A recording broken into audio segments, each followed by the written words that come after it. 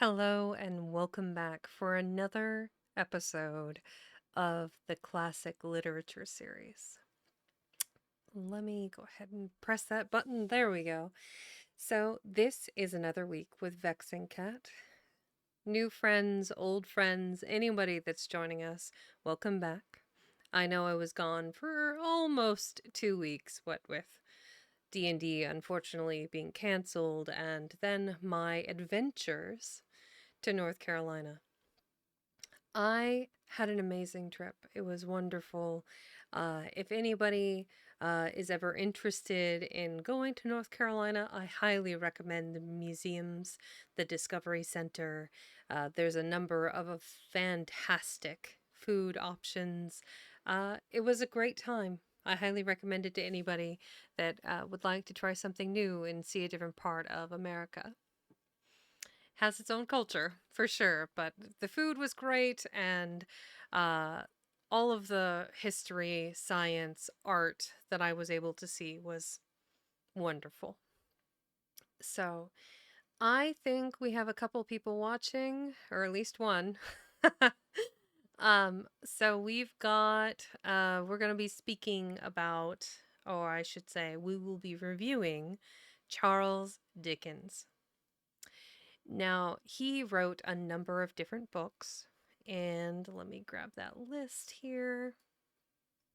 So, Charles John Huffam Dickens was born in Portsmouth, England on February 7th of 1812.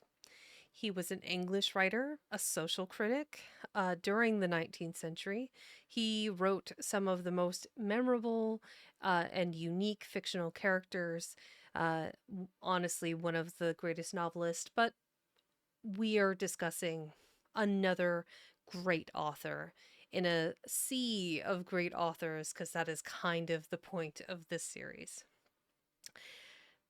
Let's see here. We got so the majority of his work was fictional.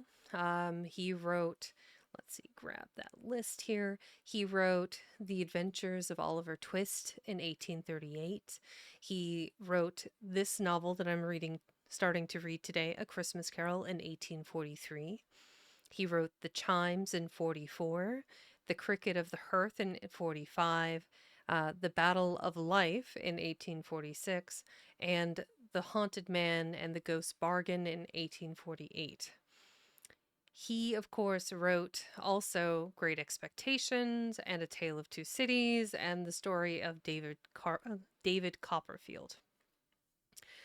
I am primarily focused on The Christmas Carol today because 'tis the season. I really wanted to say, or read something that was seasonally appropriate. And I think a lot of the messages found in the story of A Christmas Carol and the experiences that Ebenezer Scrooge has during the course of the book and his opening his eyes to poverty and stopping from being such a Scrooge and a miser, a person holding on to his money like capitalism. There's an allegory there I shouldn't say because that's not the point of my show or my stream, I should say. He was an amazing author.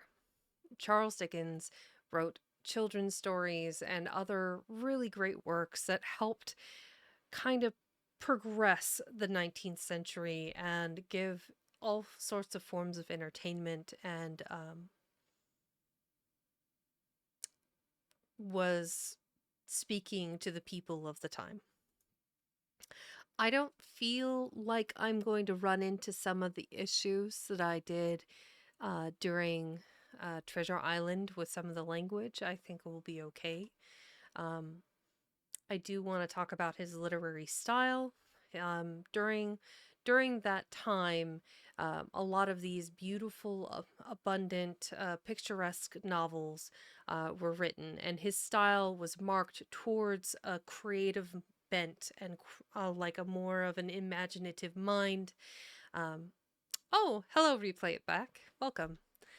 Um, so he did a lot of comparisons of orphans to stocks and shares. He would describe tugboats or dinner party guests as furniture.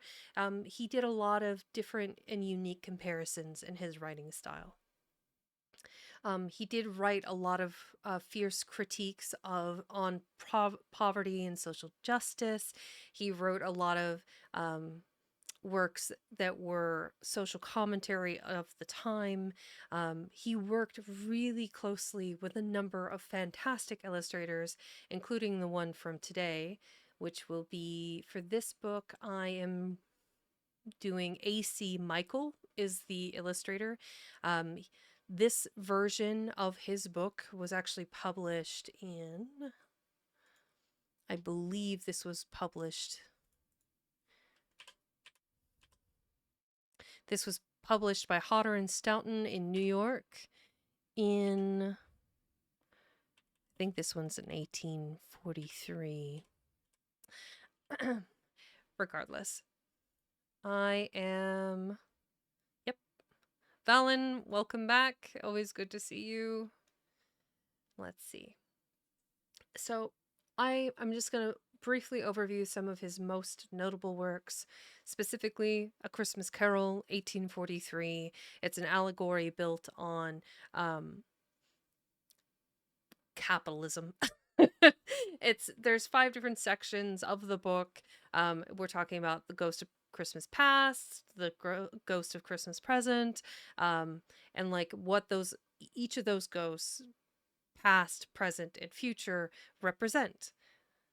And so the past being memory, the present is like current events, clarity, and trying to evoke empathy, and then future is you know, death, fear of death, and morose fear that he will be unwelcome and unwanted and not remembered. Then let's see here. Next up we have this is really interesting to me that I love seeing new faces, so it's kind of fun for me. Let's see here.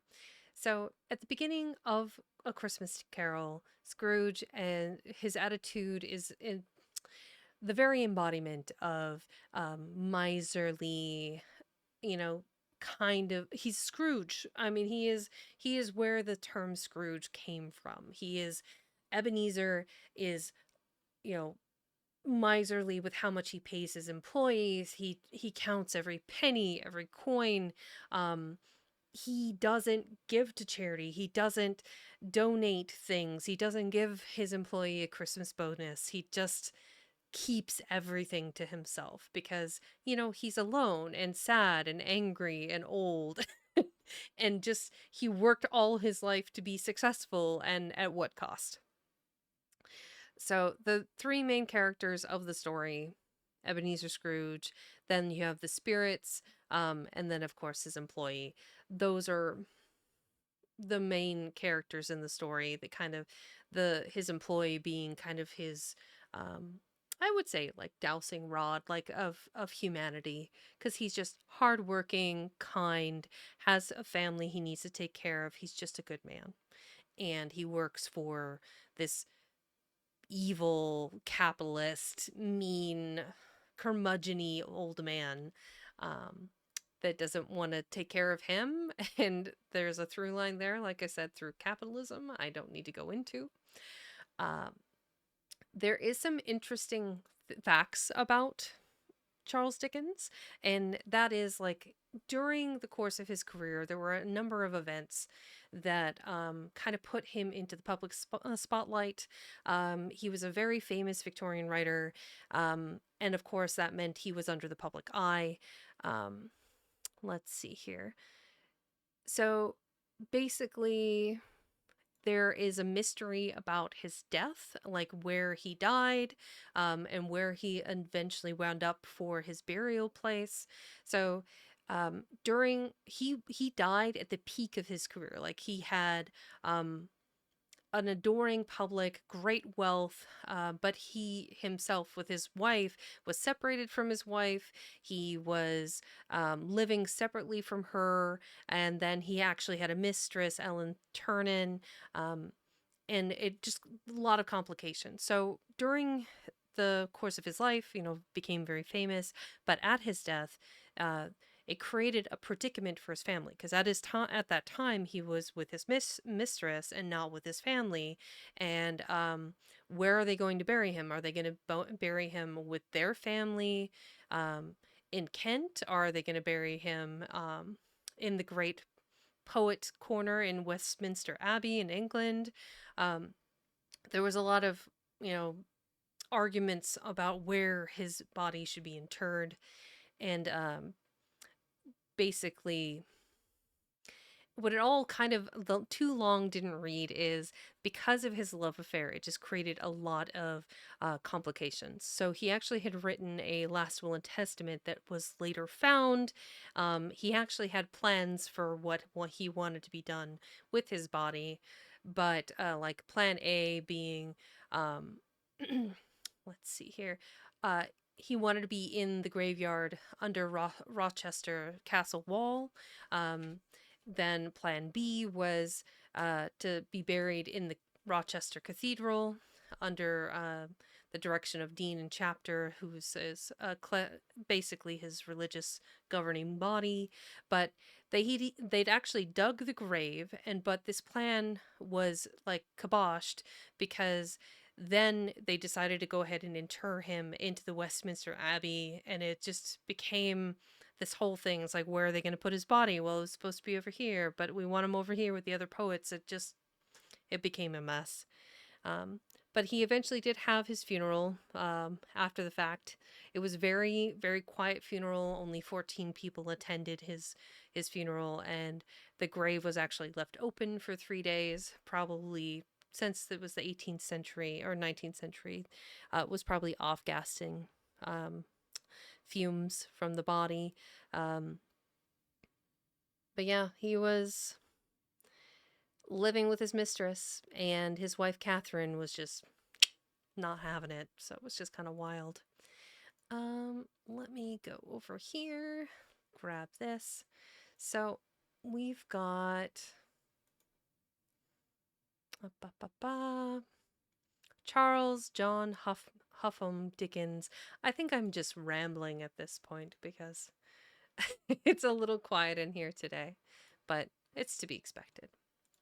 Let's go back and look at that article about why he was in trouble during part of his career. So Charles Dickens was known for many things. He was known for long walks. He was known for cold showers. Um, he never was not doing something. He wrote novels, articles, stories, delivered speeches, edited magazines, produced and acted in theaters, performed magic tricks, gave public readings of his work, directed 2 different charities, one for writers, one for prostitutes. He and his wife Catherine had 10 children between them. So he actually had a bustling relationship with his wife until it didn't pan out.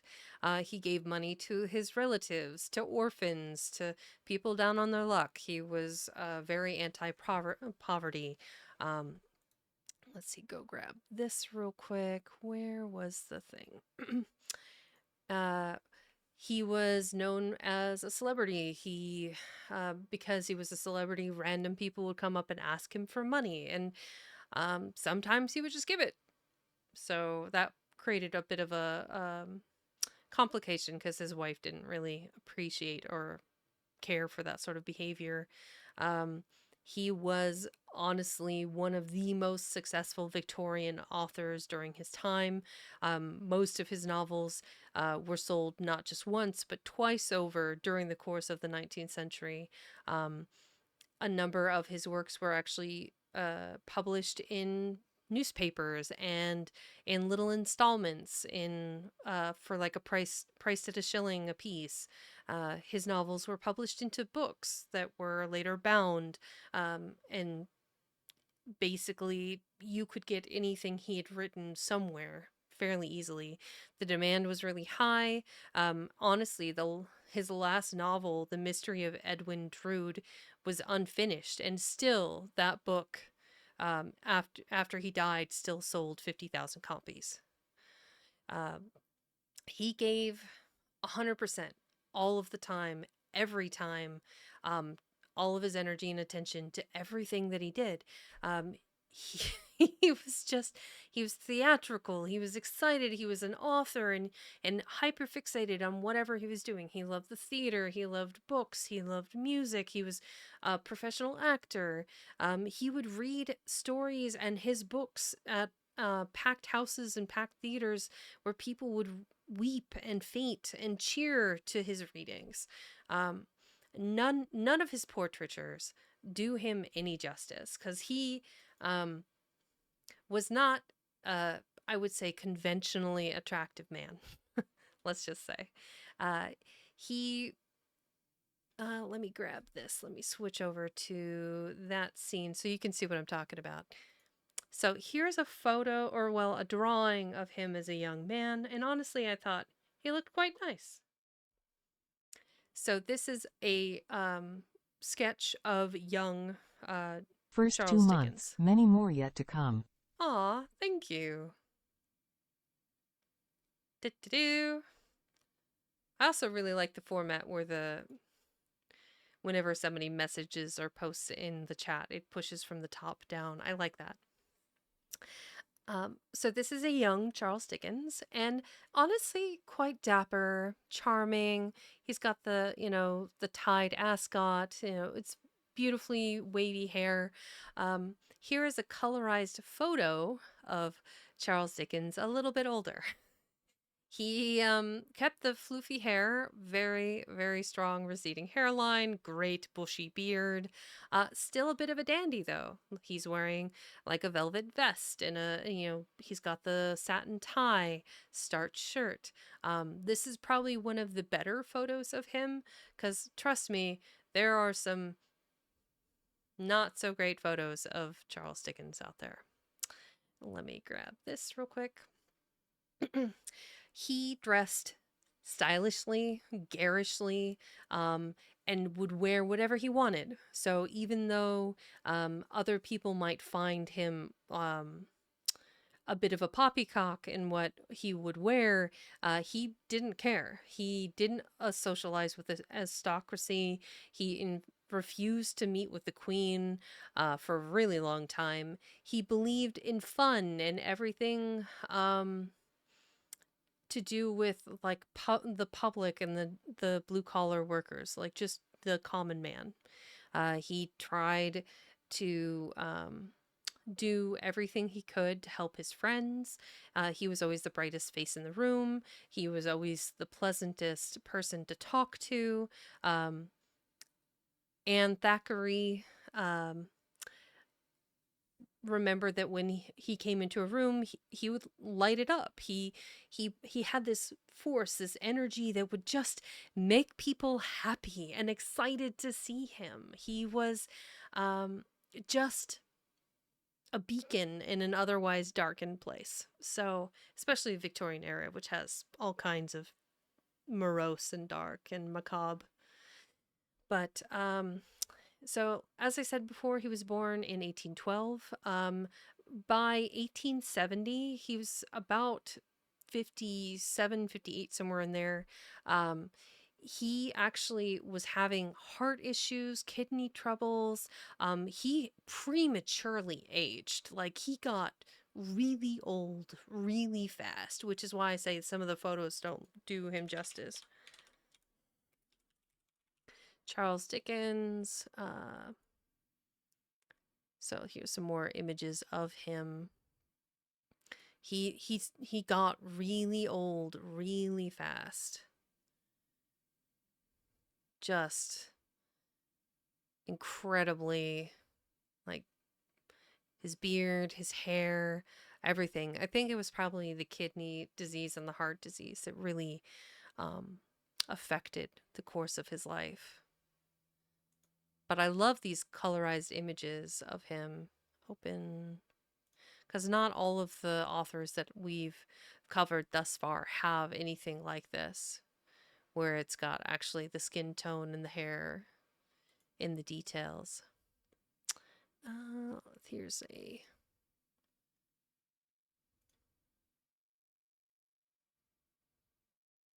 Yeah, you can see the bags under his eyes and the texture of his hair and his beard was very rough.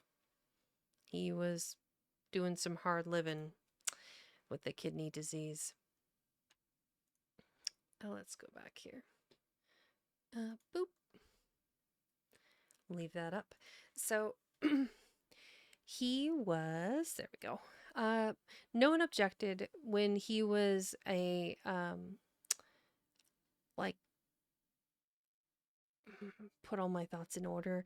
So he always had different characters, and those characters, when he even himself as an actor portrayed, always had kind of this energy and charisma that that showed forth in his portrayal of said characters, in the stories that he wrote, in the characters in those stories, like Oliver Twist, spunky, fun, just out to like live his best life, do the best he can, and always wheeling and dealing, you know, trying for the next score, the next goal, right?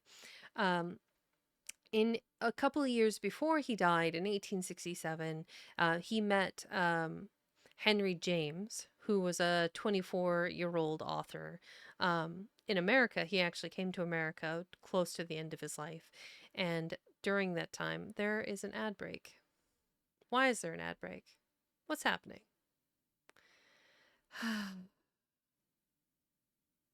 It didn't even give me a warning.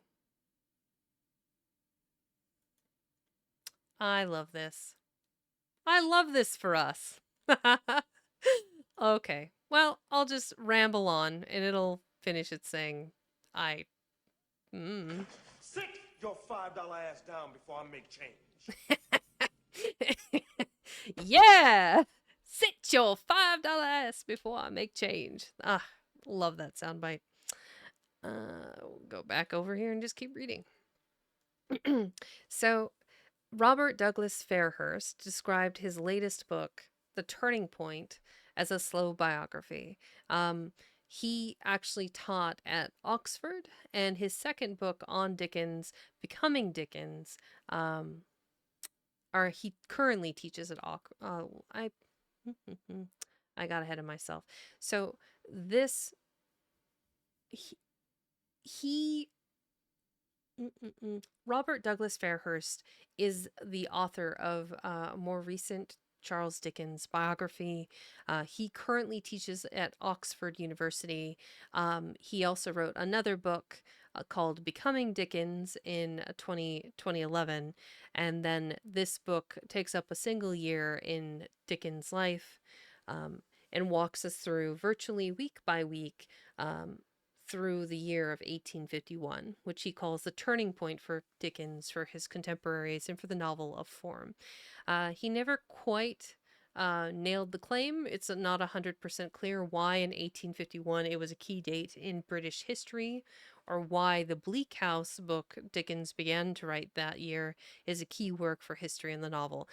I I think that Charles led a bold, bright literary life, and his charisma and his caring and empathy for the poor, the prostitutes, the downtrodden, made him this incredible man. And all things aside, like his relationship with his wife and his mistress, notwithstanding, I think he did more good in this world than he did bad. Um, so, with that being said, he was a unique man, perhaps not unique for his time because there was a number of amazing authors during the Victorian era. Um, And I think his work really influenced history. I mean, Oliver Twist is, classic literature. A Christmas Carol that we're going to be reading here is classic literature. I do not understand why there was an ad. I'll have to figure that out because it's not showing up in my quick actions. So it's acting a little bit weird. Um, let's see, grab this real quick. So I'll talk about his earlier life. I'm just kind of filling the void a little bit here in this first hour because the book is short. Well, not too short, but it is shorter, and I honestly don't think we can get maybe 3, maybe 4 episodes out of it. Between today, Friday, and Christmas Eve, we'll get so much out of it, and then we'll be at a loss. I don't know what to do at the end of the year, depending on how long this takes. Um, Let's talk about his early life. So, born in 1812, he was the second of 8 children to Elizabeth Dickens and John Dickens, his father. His father was a clerk in the Navy and was stationed in the district uh, for His Majesty's Navy at that time. He was a gentleman and the head of an established firm. He acted as a godfather to Charles.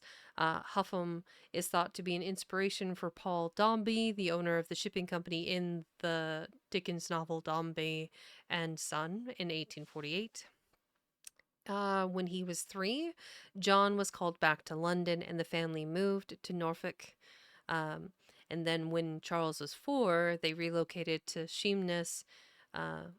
I'm sorry, Sheerness, and Chatham, Kent. He spent his formative years until he was 11 there in Kent, and though he thought himself as a very small and not particularly taken well care of young man, being one of 8 is a bit difficult, I feel. He spent a copious amount of time outdoors. He was a voracious reader. Um, he loved to read and reread Arabian Nights. He liked the work of Elizabeth Inchbald. By the time he was 7, um, he was a fan of the actor Joseph Grimaldi. He was who is the father of modern clowning. He liked to imitate Grimaldi's clown style on several occasions, and I think that's what kind of got him into magic tricks and clowning around. Um, he wrote stories even in his childhood, which contained a number of important memories during his childhood. He liked to write things down despite the fact he had a really excellent memory for people and events, which is how he kind of expanded his writing style. His father's work with the Navy afforded him a few years of private education, so that kind of brought him up in the world a little bit. He went to a dame school run by William Giles in Chatham. This, of course, all came to an end in 1822, so when he was 10, when he was recalled to the Navy headquarters in Somerset House. And the family, except for Charles, who stayed behind to finish his final term of school, moved to Camden in London. The family left Kent amidst rapidly mounting debts and living beyond his means. John was forced by his creditors into the Marshalsea debtors' prison. So his dad, went to prison when he was 10 or 11. And then, no, that was in 1824, so he would have been 12.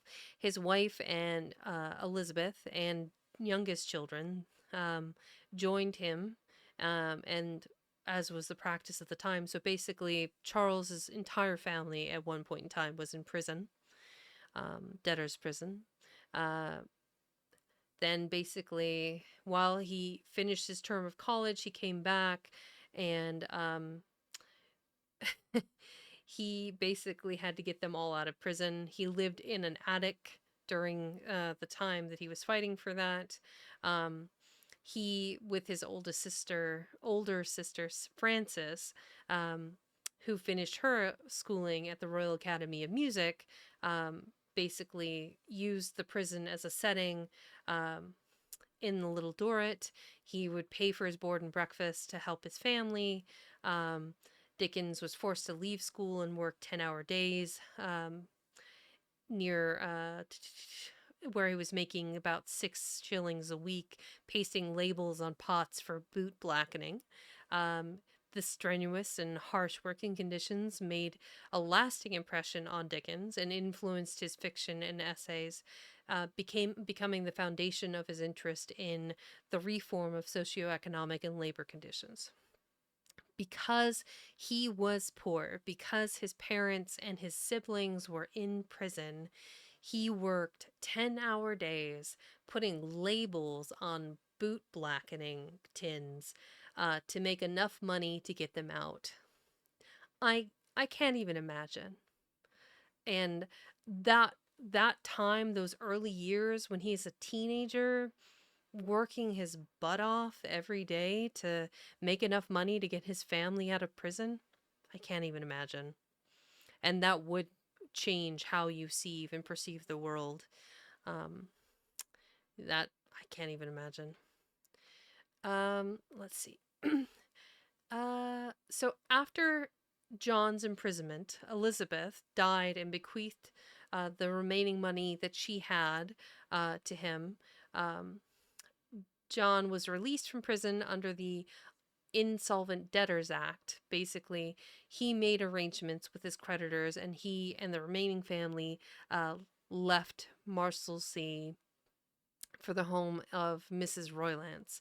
Charles's mother, Elizabeth, did not immediately support his removal from the boot blackening warehouse, which influenced Charles's view that his father should rule the family and the mother should find a proper sphere inside the home.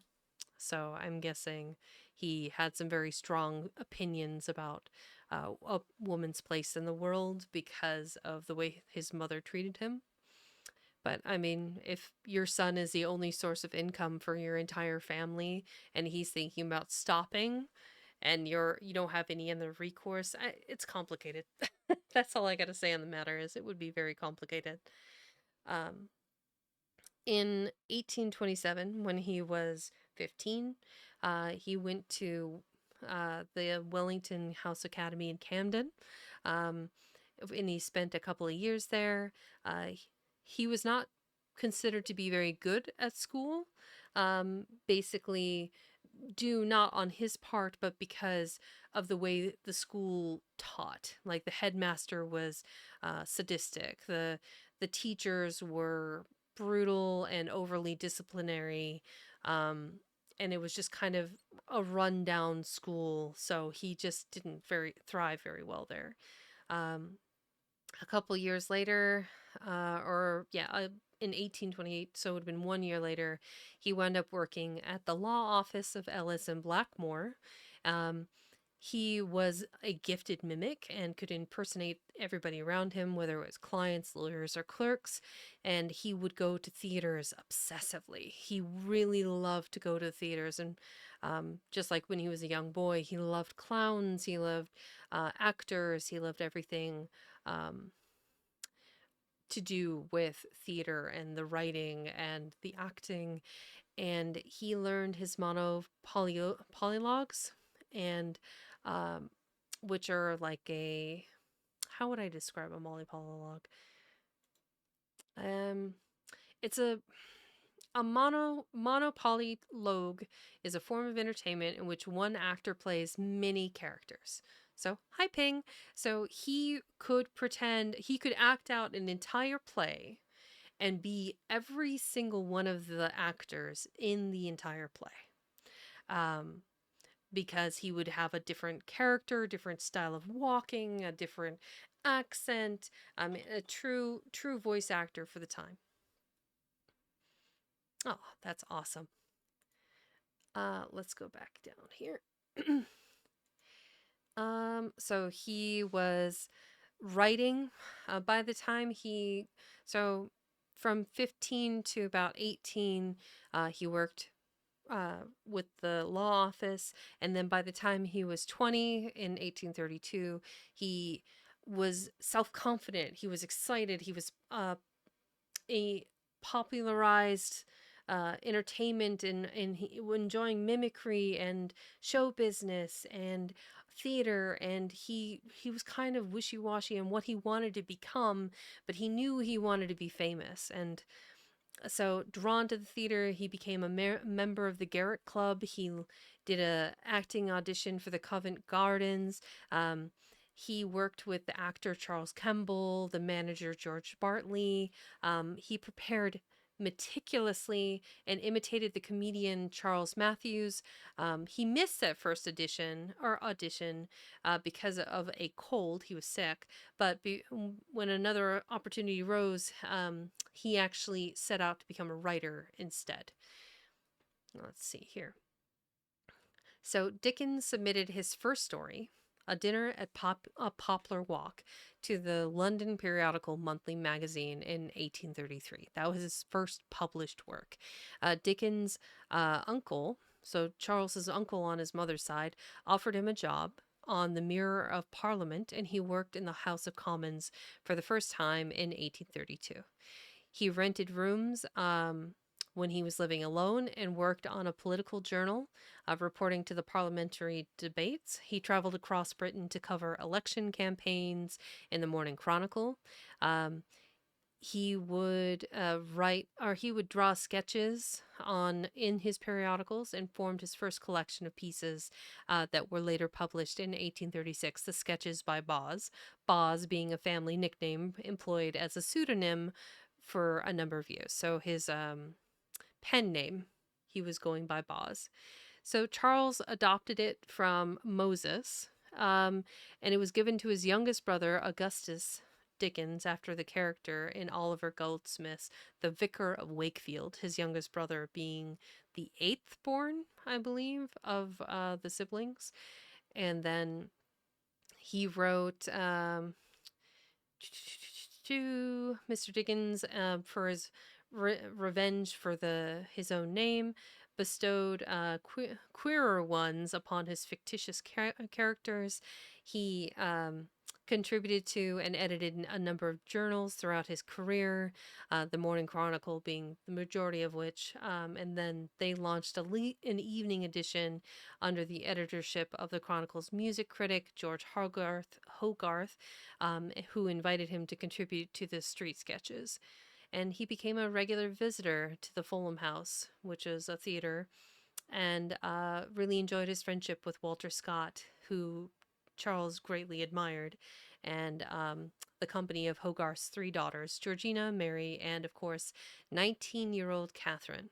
So he met his wife to be in 1833, and when she was 19. So much better than some of the other authors we've talked about. He made rapid progress, which he was very motivated to do, both professionally and socially. He began becoming friends with a number of like noted authors, actors, managers. He wrote he worked with William Harrison Ainsworth, who is the author of Highwayman novel Rookwood in 1834. Who I guess William had a bachelor salon on Harrow Road and became the meeting place for a number of noted authors: Daniel Maclise, Benjamin Disraeli, Edward Butler, Bulwer Lytton, and George Cruikshank. All of these became his friends and collaborators, with the exception of Disraeli, and he met his first publisher, John Macrone, at that same bachelor salon. And let's see here.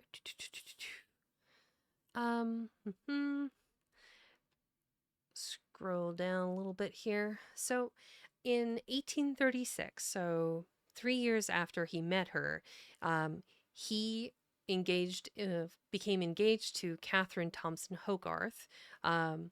after a 1 year engagement. So she would have been, if she was 19 there, she would have been 22. So for like 21 to 22, they were engaged. And then they were later married in Chelsea, in London. And then during a brief honeymoon in Chalk in Kent, the couple returned to Furnival's Inn, and the first of their 10 children was born less than a year later. So they were enjoying each other quite well. He had a 3 year lease on 48 Doughty Street in London. Man, for $80 a year, $80 a year. Can I? Okay. Sorry. So £80 a year. He had a 3 year lease on a house in London in 1839. I can't even imagine. Um, Charles's younger brother Frederick and Catherine's younger sister Mary moved in with them, and Charles became very attached to Mary, and she actually died just a year later due to an illness. Charles, as a consequence of his shock, he stopped working, and then he and Catherine just stayed on a little farm in the Hampstead Heath for a couple of weeks. Charles idealized Mary, the character he fashioned after her, Rose Maylie. He found he could not kill, as he originally planned in the book that he was writing. He drew of memories of her for his later depictions of Little Nell and Florence Dombey. His grief was so great that he was unable to meet the deadline for his June installment of the Pickwick Papers and had to cancel his installment of Oliver Twist that month as well. His success as a novel continued. Young Queen Victoria read both Oliver Twist and the Pickwick Papers, and would discuss them with her peerage. Um, let's see. In the midst of all this activity during this period, there was discontent with his publishers, and John Macrone was bought off by Richard Bentley, who signed over all his rights to Oliver Twist and other signs. Like this began the restlessness and discontent um, he had with Richard. In Broadstairs, he flirted with Eleanor Picken, the young fiancée of his solicitor's best friend. One night, he grabbed her and ran with her down the street. He declared they were both to drown there in the sad sea of waves. She got free and afterwards kept her distance from him. In 1841, he set out on a 2 month tour of Scotland, and in September of 1841, he decided to go to America. Um, so Dickens was keen on the idea of continuing the weekly magazine in a form that he liked, and as it was a form of appreciation for his childhood reading during the 18th century beginning, so like the Tatler and the Spectator. He ran into the Tories, I guess they would be like a political group. And he actually wound up being tempted to stand for the Liberals against the Tories, which makes sense because I believe the Tories were pro royalty. They were a different kind of group. Here, let me grab that. An American colonist who supported the British side during the American Revolution. Ah, there you go. The more you know. In 1842, Charles and Catherine, his wife, arrived in Boston, Massachusetts.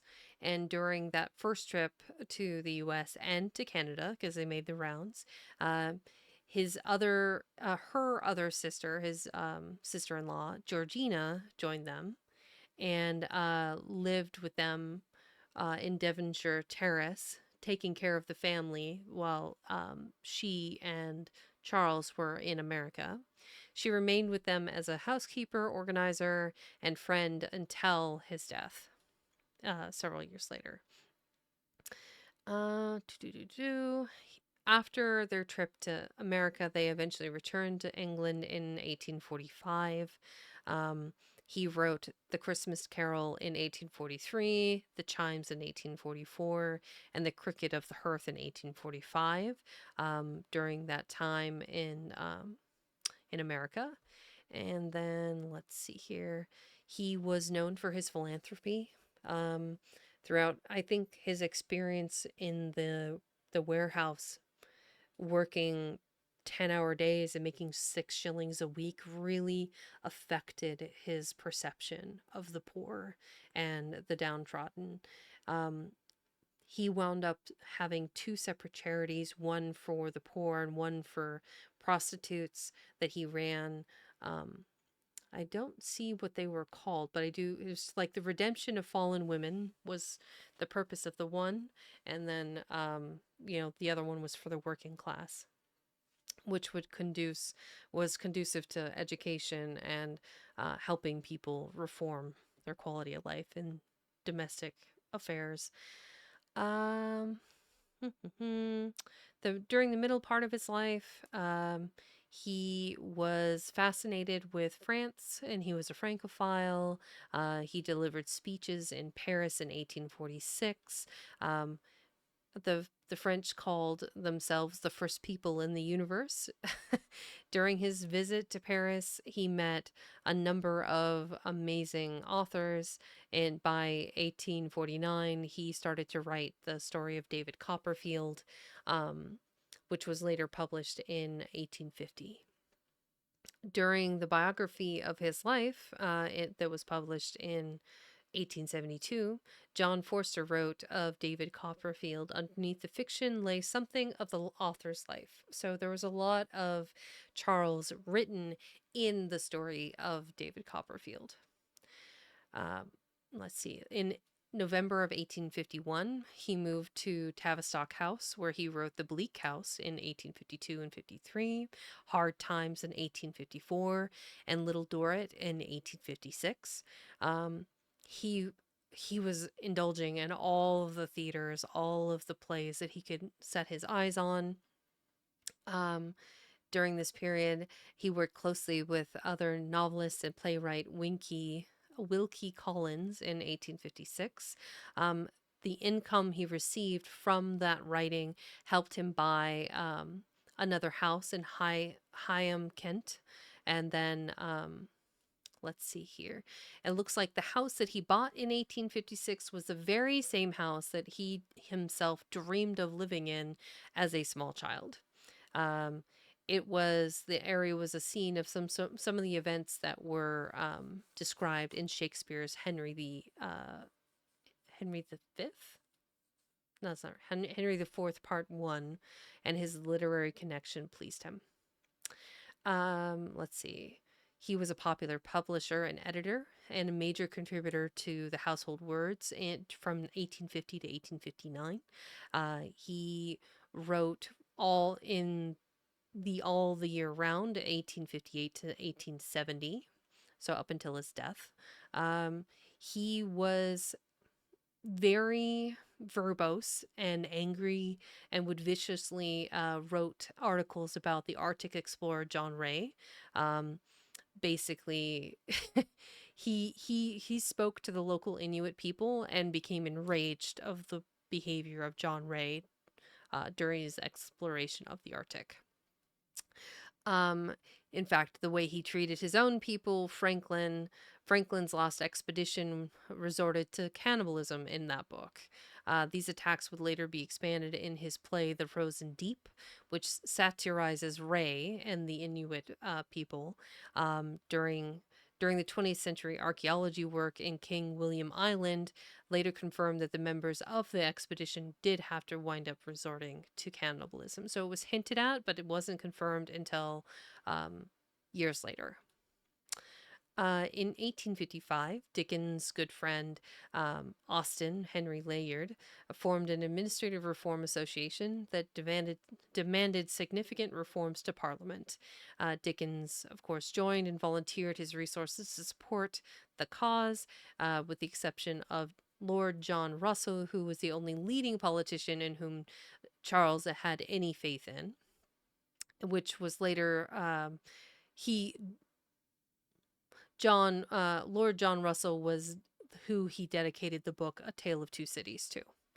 Um, when he and Layard were accused of fomenting class conflict, Charles replied that the classes were already in opposition and the fault was with the aristocracy. He used his platform to champion reform, and he worked with individuals to work on foreign affairs, declaring his support to Giuseppe Garibaldi and Giuseppe Mazzini to help raise funds for the campaign, stating that a united Italy would be of vast importance and peace to the world, and would be a rock in Louis Napoleon's way. So I quote, "I feel for Italy almost as if I were an Italian born," unquote. So he loved France, he loved America, he loved Italy, world traveler, supported reform, supported charities. Charles is clearly just a man of the people for the people kind of guy. And I think it's really cool that a number of his works were published. It's hard because I think with the kidney disease, the heart disease, if those hadn't happened, how much more would he have been able to contribute to humanity and to people? So it just raises some interesting questions. Also, thank you so much for subscribing again, Ping. I appreciate it. Let's see. We have a few people here now, and we've kind of gotten through a little bit of the history of Charles Dickens. Just as a reminder, I like to talk about the author at the beginning of every episode of a new book series, and I usually will, if there's an artist that's also influencing the work, I'll talk about them at the end of the series. But if everybody is ready to get started, I've got all of the beverages covered. I have a cold soda if I need one. I have coffee, a beer, water. All of the beverage gremlins can be so proud. So I will be quite caffeinated and hydrated. Don't you worry. Let's see. We talked about his picture. We looked at this amazing cover art for the version that's illustrated by A.C. Michael. And okay. So this is A Christmas Carol by Charles Dickens. Here's a quote from page 112. "Here's the turkey. How are you? Merry Christmas." So here's that first image here. This is, of course, this happens a little bit later in the book, but they're donating the turkey here. I think that was a goose, actually. Beautiful artwork by A.C. Michael. By the way, his name is like Arthur Caugan Michael, because he's got a Welsh name. Da, da, da. So we have Ebenezer sitting there enjoying some soup before the fire. Actually, gruel, it looks like. There's a number of illustrations in this book. All of the pen and ink white illustrations and all of the hand-painted, like this one here, all of these were done by A.C. Michael. But this was... A.C. Michael was born in, I think, in 1865, so this is definitely a newer version of this book. Drink water. Become moist. You got it. Especially if we're going to start reading here in a second. So let's go. So, as I spoke of earlier, this book is broken into 5 parts. So this is the first part. Quick sip. A Christmas Carol by Charles Dickens. Stave 1. Marley's Ghost. Marley was dead to begin with. There is no doubt whatsoever or whatever about that. The register of his burial was signed by the clergyman, the clerk, the undertaker, and the chief mourner. Scrooge signed it, and Scrooge's name was good upon 'change for anything he chose to put his hand to. Old Marley was as dead as a doornail. Mind, I don't mean to say that I know of my own knowledge what there is particularly dead about a doornail. I might have been inclined myself to regard a coffin nail as the deadest piece of ironmongery in the trade, but the wisdom of our ancestors is in the simile, and my unhallowed hands shall not disturb it, or the country's done for. You will therefore permit me to repeat emphatically that Marley was as dead as a doornail. I think I need a little more appropriate attire. Give me a second. Bam. Christmas hat. Ah, so funny. Yeah, I was looking for those yesterday to see if I could find a cute one, and I found a yellow one today. I was like, yes! Let's see. Scrooge knew he was dead. Of course he did. How could it be otherwise? Scrooge and he were partners for I don't know how many years. Scrooge was his sole executor, his sole administrator, his sole assign, his sole residuary legatee, his sole friend, and his sole mourner. And even Scrooge was not so dreadfully cut up by the sad event, but that he was an excellent man of business on the very day of the funeral, and solemnized it with an undoubted bargain. The mention of Marley's funeral brings me back to the point I started from. There is no doubt that Marley was dead. This must be distinctly understood, or nothing wonderful can come of the story I am going to relate. If we were not perfectly convinced that Hamlet's father died before the play began, there would be nothing more remarkable in his taking a stroll at night in an easterly wind upon his own ramparts than there would be in any other middle-aged gentleman rashly turning out after dark in a breezy spot, say St. Paul's churchyard, for instance, literally to astonish his son's weak mind. Scrooge never painted out old Marley's name. There it stood, years afterwards, above the warehouse door. Scrooge and Marley. The firm was known as Scrooge and Marley. Sometimes people knew to the business called Scrooge, and sometimes Marley, but he answered to both names. It was all the same to him. Oh, but he was a tight-fisted hand at the grindstone, Scrooge. A squeezing, wrenching, grasping, scraping, clutching, covetous old sinner.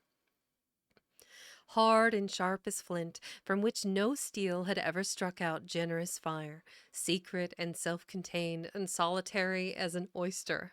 The cold within him froze his old features, nipped his pointed nose, shriveled his cheek, stiffened his gait, made his eyes red, his thin lips blue, and spoke out shrewdly in his grating voice.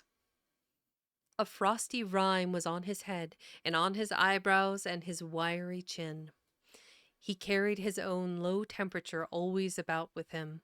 He iced his office in the dog days, and didn't thaw it 1 degree at Christmas. I love how Charles described the hair on his head and face was a frosty rime. Like you can picture the white, crispy hairs just barely present on his head and face. It's beautiful imagery there. External heat and cold had little influence on Scrooge. No warmth could warm, no wintry weather could chill him. No wind that blew was bitterer than he, no falling snow was more intent upon its purpose, no pelting rain less open to entreaty. Foul weather didn't know where to have him. The heaviest rain and snow and hail and sleet could boast of the advantage over him in only one respect. They often came down handsomely, and Scrooge never did. Nobody ever stopped him in the street to say, with gladsome looks, "My dear Scrooge, how are you? When will you come to see me?" No beggars implored him to bestow a trifle. No children asked him what it was o'clock. No man or woman ever once in all his life inquired the way to such and such a place of Scrooge. Even the blind men's dogs appeared to know him, and when they saw him coming on, would tug their owners into the doorways and up courts, and then would wag their tails as though they said, "No eye at all is better than an evil eye, dark master." But what did Scrooge care? It was the very thing he liked, to edge his way along the crowded paths of life, warning all human sympathy to keep its distance, was what the knowing ones call nuts to Scrooge. Once upon a time, of all the good days in the year, on Christmas Eve, old Scrooge sat busy in his counting house. It was cold, bleak, biting weather, foggy withal, and he could hear the people in the court outside go wheezing up and down, beating their hands upon their breasts and stamping their feet upon the pavement stones to warm them. The city clocks had only just gone 3, but it was quite dark already. It had not been light all day, and candles were flaring in the windows of the neighboring offices, like ruddy smears upon the palpable brown air. The fog came pouring in at every chink and keyhole, and was so dense without that although the court was of the narrowest, the houses opposite were mere phantoms. To see the dingy cloud come drooping down, obscuring everything, one might have thought that nature lived hard by and was brewing on a large scale. The door of Scrooge's counting house was open that he might keep his eye upon his clerk, who, in a dismal little cell beyond a sort of tank, was copying letters. Scrooge had a very small fire, but the clerk's fire was so very much smaller than it looked like one coal. But he couldn't replenish it, for Scrooge kept the coal box in his own room, and so surely as the clerk came in with a shovel, the master predicted that it would be necessary for them to part. Wherefore the clerk put on his white comforter and tried to warm himself at the candle, in which effort, not being a man of strong imagination, he failed. "A Merry Christmas, uncle! God save you!" cried a cheerful voice. It was the voice of Scrooge's nephew, who came upon him so quickly that his was the first imitation he had of his approach. "Bah!" said Scrooge. "Humbug!"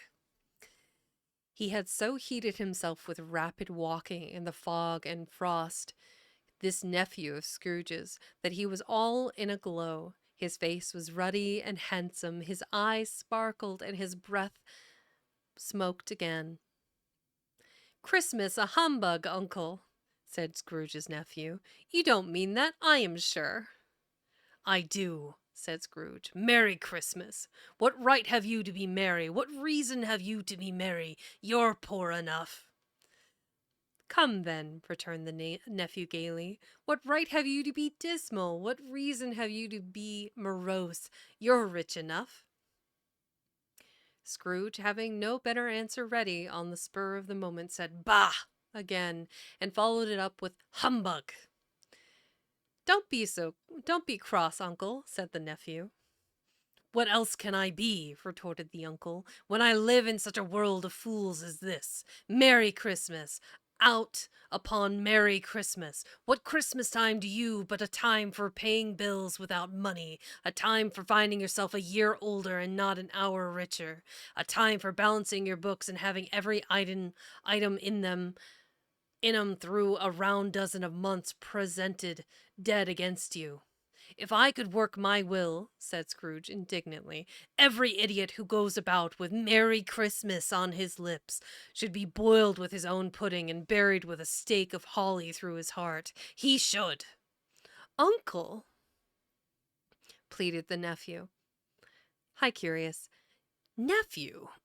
Nephew, returned the uncle sternly, keep Christmas in your own way and let me keep it in mine.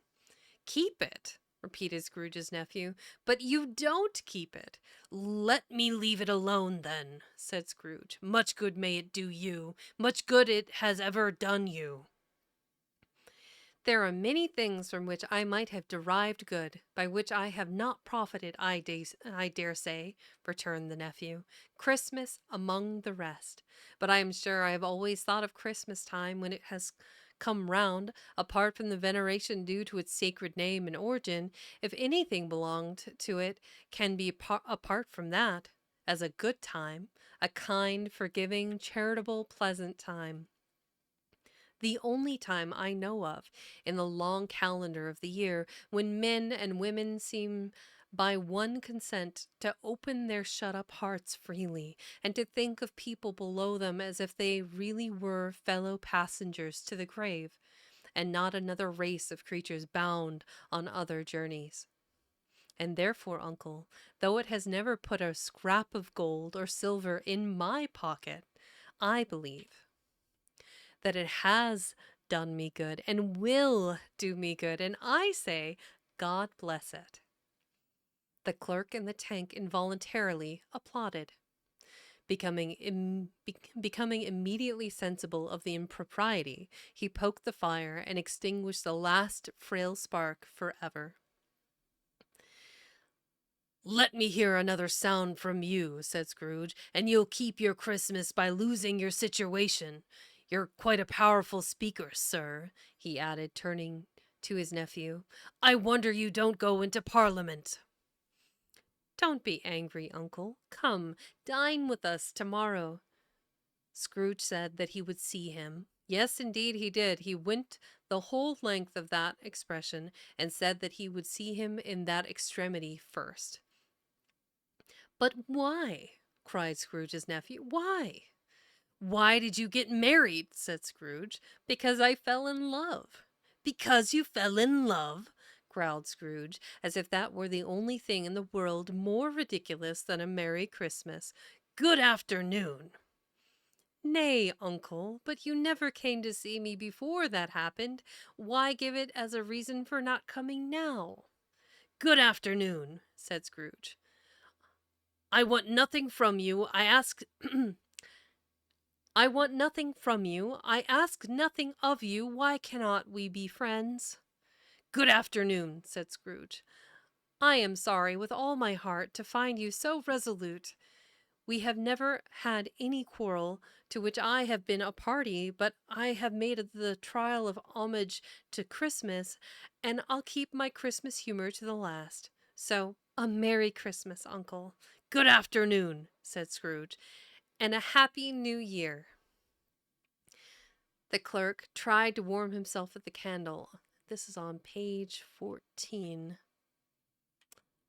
Okay. Here we go. So this is the clerk here, sitting with the candle, and he's got the cloth, his cover draped around his neck. Scrooge, miserly, in the background there. Let's see. That's a pretty amazing painting by AC.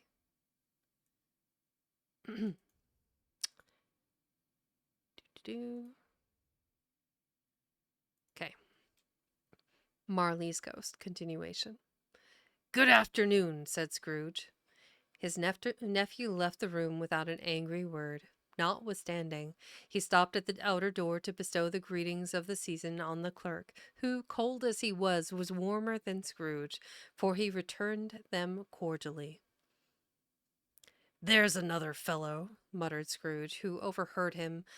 "My clerk with 15 shillings a week and a wife and family talking about a Merry Christmas. I'll retire to Bedlam." This lunatic, in letting Scrooge's nephew out, had let 2 other people in. They were portly gentlemen, pleasant to behold, and now stood with their hats off in Scrooge's office. They had books and papers in their hands and bowed to him. "Scrooge and Marley's, I believe," said one of the gentlemen, referring to his list. "Have I the pleasure of addressing Mr. Scrooge or Mr. Marley?" "Mr. Marley has been dead these 7 years," Scrooge replied. "He died 7 years ago this very night." "We have no doubt his liberality is well represented by his surviving partner," said the gentleman, presenting his credentials. It certainly was, for they had been 2 kindred spirits. At the ominous word liberality, Scrooge frowned and shook his head and handed the credentials back. "At this festive season of the year, Mr. Scrooge," said the gentleman, taking up a pen, "is more than usually desirable that we should make some slight provisions for the poor and destitute, who suffer greatly at the present time. Many thousands are in want of common necessaries. Hundreds of thousands are in want of common comforts, sir." "Are there no prisons?" said Scrooge. "Plenty of prisons," said the gentleman, laying down the pen again. "And the Union workhouses?" demanded Scrooge. "Are they still in operation?" "Are they still in operation?" "They are, still," returned the gentleman. "I wish I could say that they were not." "The treadmill and the poor law are in full vigor, then?" said Scrooge. A second. Boop-a-doo. And there we go. "Both are very busy, sir." "Oh, I was afraid from what you said at first that something had occurred to stop them in their useful course," said Scrooge. "I'm very glad to hear it." "Under the impression that they scarcely furnish Christian cheer of mind or body to the multitude," returned the gentleman, "a few of us are endeavoring to raise a fund to buy the poor some meat and drink and means of warmth. We choose this time because it is a time of all others when want is keenly felt and abundance rejoices. What shall I put you down for?" "Nothing," Scrooge replied. "You wish to be anonymous?" "I wish to be left alone," said Scrooge. "Since you ask me what I wish, gentlemen, that is my answer. I don't make merry myself at Christmas, and I can't afford to make idle people merry. I help to support the establishments I had mentioned. They cost enough, and those who are badly off must go there." "Many can't go there, and many would rather die." "If they would rather die," said Scrooge, "they had better do it and decrease the surplus population. Besides, excuse me, I don't know that." "But you might know it," observed the gentleman. "It's not my business," Scrooge returned. "It's enough for a man to understand his own business, and not to interfere with other people's. Mine occupies me constantly. Good afternoon, gentlemen." Seeing clearly that it would be useless to pursue their point, the gentleman withdrew. Scrooge resumed his labors with an improved opinion of himself, and in more facetious temper, and in a more facetious temper than was usual with him. Meanwhile, the fog and darkness thickened so that people ran about with flaring links, offering their services to go before horses and carriages and conduct them on their way. The ancient tower of a church, whose gruff old bell was always peeping slyly down at Scrooge out of a Gothic window in the wall, became invisible, and struck the hours and quarters in the clouds with a tremulous vibrations afterwards, as if its teeth were chattering in its frozen head up there. The cold became intense. In the main street at the corner of the court, some laborers were repairing the gas pipes and had lighted a great fire in a brazier, round which a party of ragged men and boys were gathered, warming their hands and winking their eyes before the blaze in rapture. The water plug being left in solitude, its overflowing sullenly congealed and turned to misanthropic ice. The brightness of the shops where holly sprigs and berries crackled in the lamp heat of the windows made pale faces ruddy as they passed. Poulterers, poulterers and grocers' trades became a splendid joke, a glorious pageant with which it was next to impossible to believe that such dull principles as bargain and sale had anything to do. The Lord Mayor, in the stronghold of the mighty mansion house, gave orders to his 50 cooks and butlers to keep Christmas as a Lord Mayor's household should. And even the little tailor, whom he had fined 5 shillings on the previous Monday for being drunk and bloodthirsty in the streets, stirred up tomorrow's pudding in his garret, while his lean wife and the baby sallied out to buy the beef. Foggier yet, and colder. Piercing, searching, biting cold, if the good St. Dunstan had but nipped the evil spirit's nose with a touch of such weather as that, instead of using his familiar weapons, then indeed he would have roared to lusty purpose. The owner where are we at here? It's telling me I'm not sure we're going to be able to get through this chapter. We're going to have to stop. Piercing, searching, biting cold, if the good St. Dunstan had but nipped the evil spirit's nose with a touch of such weather as that, instead of using his familiar weapons, then indeed he would have roared to lusty purpose, the owner of one scant young nose, gnawed and mumbled by the hungry cold as bones are gnawed by dogs, and stooped down at Scrooge's keyhole to regale him with a Christmas carol, but at the first sound of "God bless you, merry gentlemen, may nothing you dismay," Scrooge seized the ruler with such energy of action that the singer fled in terror, leaving the keyhole to the fog and even more congenial frost. At length the hour of shutting up the counting-house arrived. With an ill will, Scrooge dismounted from his stool and tacitly admitted the fact to the expectant clerk in the tank, who instantly snuffed his candle out and put on his hat. "You'll want all day tomorrow, I suppose," said Scrooge. "If quite convenient, sir." "It's not convenient," said Scrooge, "and it's not fair. If I was to stop 1/2 crown for it, you'd think yourself ill-used, I'll be bound." The clerk smiled faintly. "And yet," said Scrooge, "you don't think me ill-used when I pay a day's wages for no work." The clerk observed that it was only once a year. "A poor excuse, a poor excuse for picking a man's pocket every 25th of December," said Scrooge, buttoning his great coat to the chin. "But I suppose you must have the whole day, be here all the earlier next morning." The clerk promised that he would, and Scrooge walked out with a growl. The office was closed in a twinkling, and the clerk, with the long ends of his white comforter dangling below his waist, for he boasted no greatcoat, went down a slide on Cornhill, at the end of a lane of boys, 20 times in honor of its being Christmas Eve, and then ran home to Camden Town as hard as he could pelt to play at blind man's buff. Scrooge took his melancholy dinner in his usual melancholy tavern, and having read all the newspapers and beguiled the rest of the evening with his banker's book, went home to bed.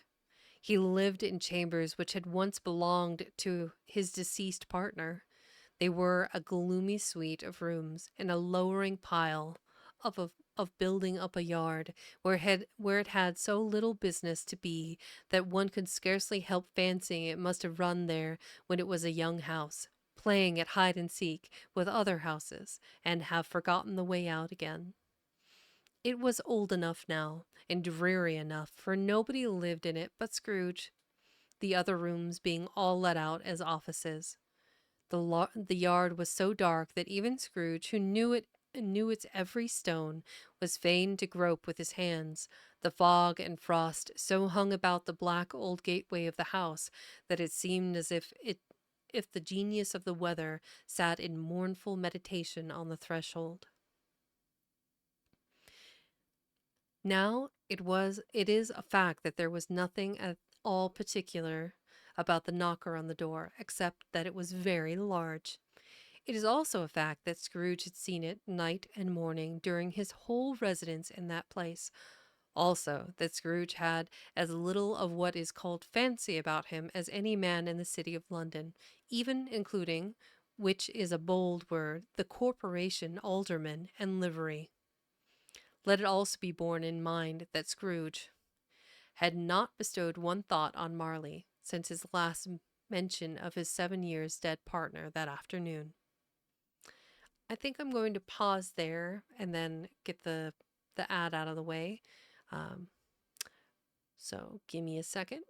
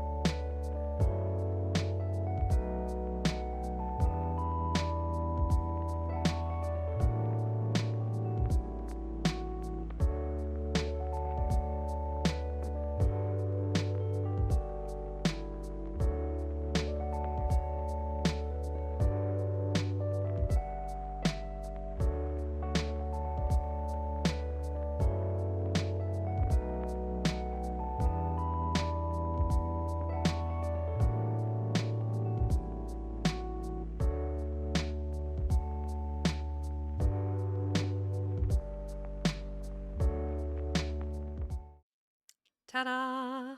And we're back. So, in case anyone was interested, here is the information on the Be Right Back music. Doo-doo-doo.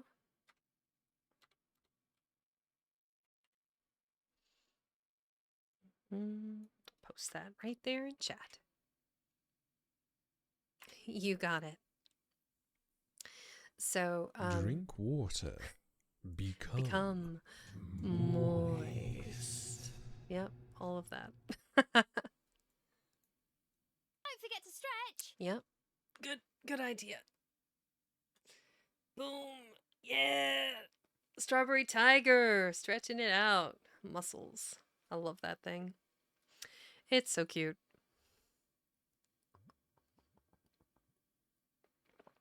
Okay. So as I was reading along, I looked ahead a little bit. The way this book is structured, they're not separate smaller chapters like in Treasure Island. They are whole sections. So we're reading part 1.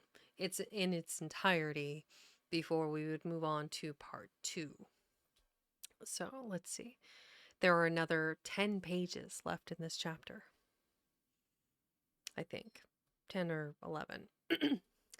All right, to continue. And then let any man explain to me, if he can, how it happened that Scrooge, having his key in the lock of the door, saw in the knocker, without its undergoing any intermediate process of change, not a knocker, but Marley's face. Marley's face!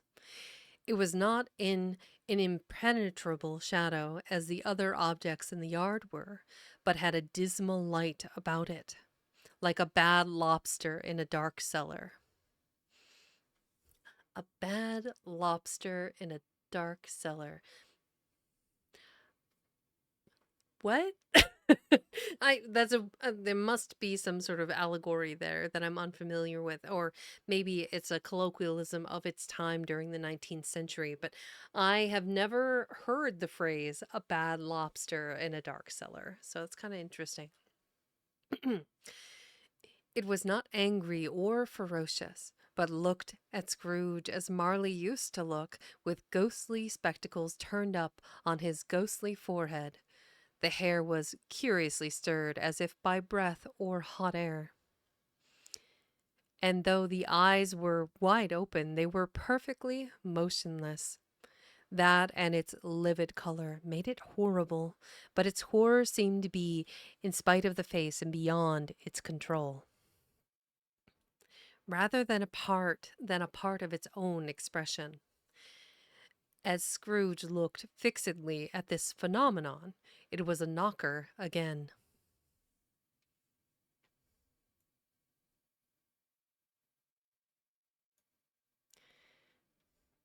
To say that it was not startled, or that his blood was not conscious of a terrible sensation to which it had been a stranger from infancy, would be untrue.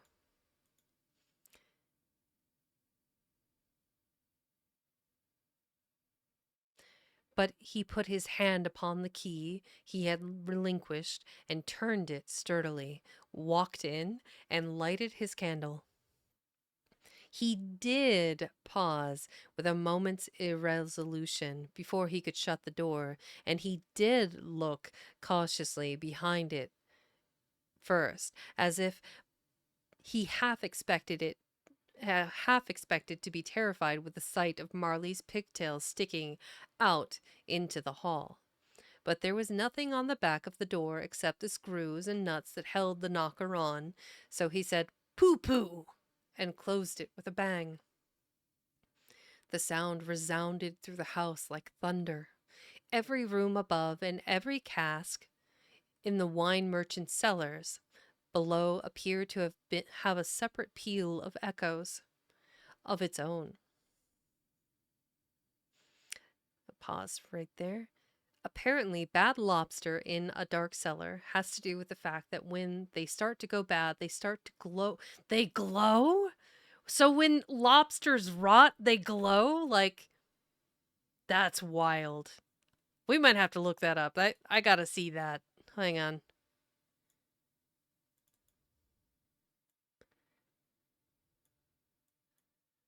Okay. Rotting lobster. Rock lobster. Glow.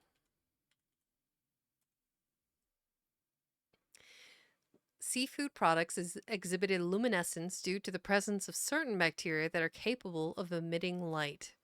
What? No shot. No way. That's nuts. They do glow. That's so creepy. Well, it won't stop me from eating them. That's my takeaway. Okay. The more you know. Today I learned that rotting lobsters. Full everybody, this is how you get superpowers. Yeah, maybe that's the method. It's like somebody out there is a superpower bioluminescent rotting lobster, I guess. And then let any man explain to me, if he can, how it happened that Scrooge, having his key in the lock of the door, saw in the knocker, oh, I wasn't there. I was further along. Mm-hmm. Da da da. Scrooge looked fixedly. Da, da.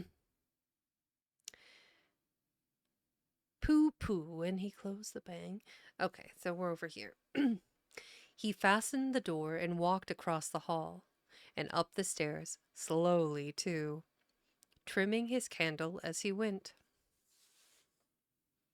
You may talk vaguely about driving a coach and six up a good old flight of stairs or through a bad young Act of Parliament, but I mean to say you might have got a hearse up the staircase, and taken it broadwise, with the splinter bar towards the wall and the door towards the balustrades,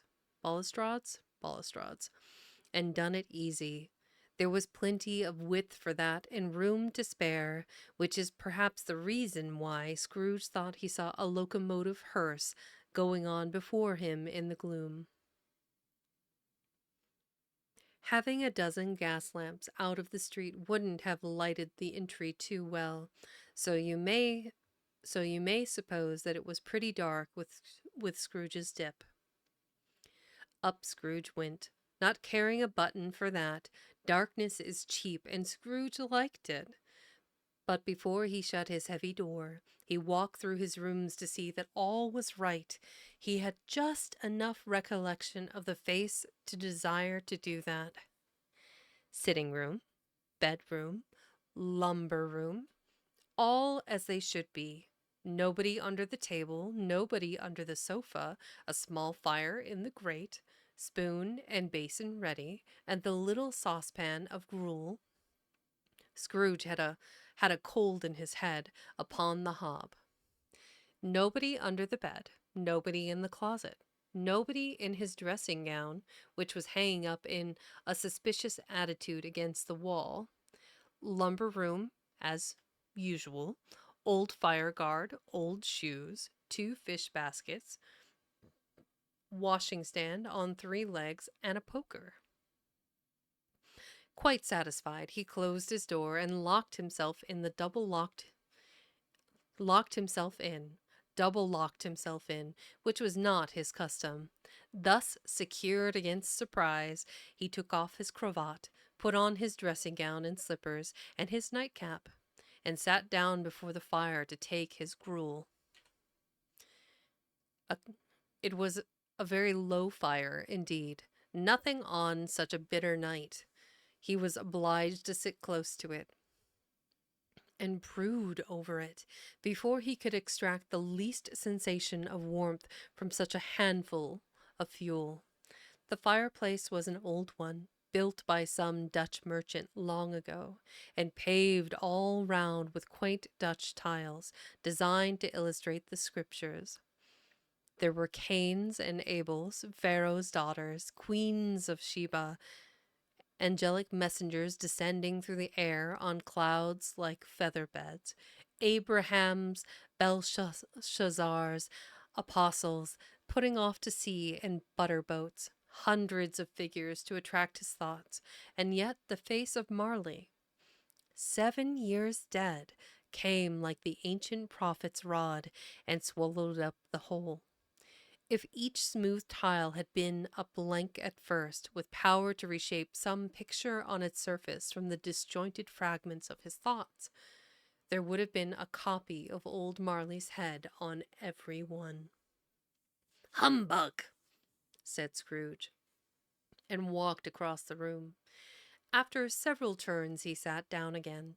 As he threw his head back in the chair, his glance happened to rest upon a bell, a disused bell, that hung in the room and communicated, for some purpose now forgotten, with a chamber in the highest story of the building. It was with great astonishment and with a strange, inexplicable dread that as he looked, he saw the bell begin to swing. It swung so softly in the outset that it scarcely made a sound, but soon it rang out loudly, and so did every bell in the house. This might have lasted half a minute or a minute, but it seemed an hour. The bells ceased as they had begun together. They were succeeded by a clanking noise deep down below, as if some person were dragging a heavy chain over the casks in the wine merchant's cellar. Scrooge then remembered to have heard that ghosts in haunted houses were described as dragging chains. This is the clerk going down the slide, the icy slope with the children there. The clerk went down a slide on Cornhill. It's a cute picture. Here we go. I like how he captured the expressions. He doesn't have a great coat on. He just has his normal jacket and then the white comforter scarf on his neck. The cellar door flew open with a booming sound, and then he heard the noise much louder on the floors below, then coming up the stairs, then coming straight towards his door. "It's humbug still," said Scrooge. "I won't believe it." His color changed, though, when without a pause it came on through the heavy door and passed into the room before his eyes. Upon its coming in, the dying flame leaped up as though it cried, "I know him, Marley's ghost," and fell again. The same face, the very same. Marley in his pigtail, usual waistcoat, tights, and boots, the tassels on the latter bristling like his pigtail, and his coat skirts, and the hair upon his head. The chain he drew was clasped about his middle. It was long and wound about him like a tail, and it was made, for Scrooge observed it closely, of cash boxes. Keys, padlocks, ledgers, deeds, and heavy purses wrought in steel. His body was transparent, so that Scrooge, observing him, and looking through his waistcoat, could see the 2 buttons on his coat behind. Scrooge had often heard it said that Marley had no bowels, but he had never believed it until now. No, nor did he believe it even now, though he looked the phantom through and saw it standing before him, though he felt the chilling influence of its death-cold eyes, and marked the very texture of the folded kerchief bound about his head and chin, which wrapper he had not observed before.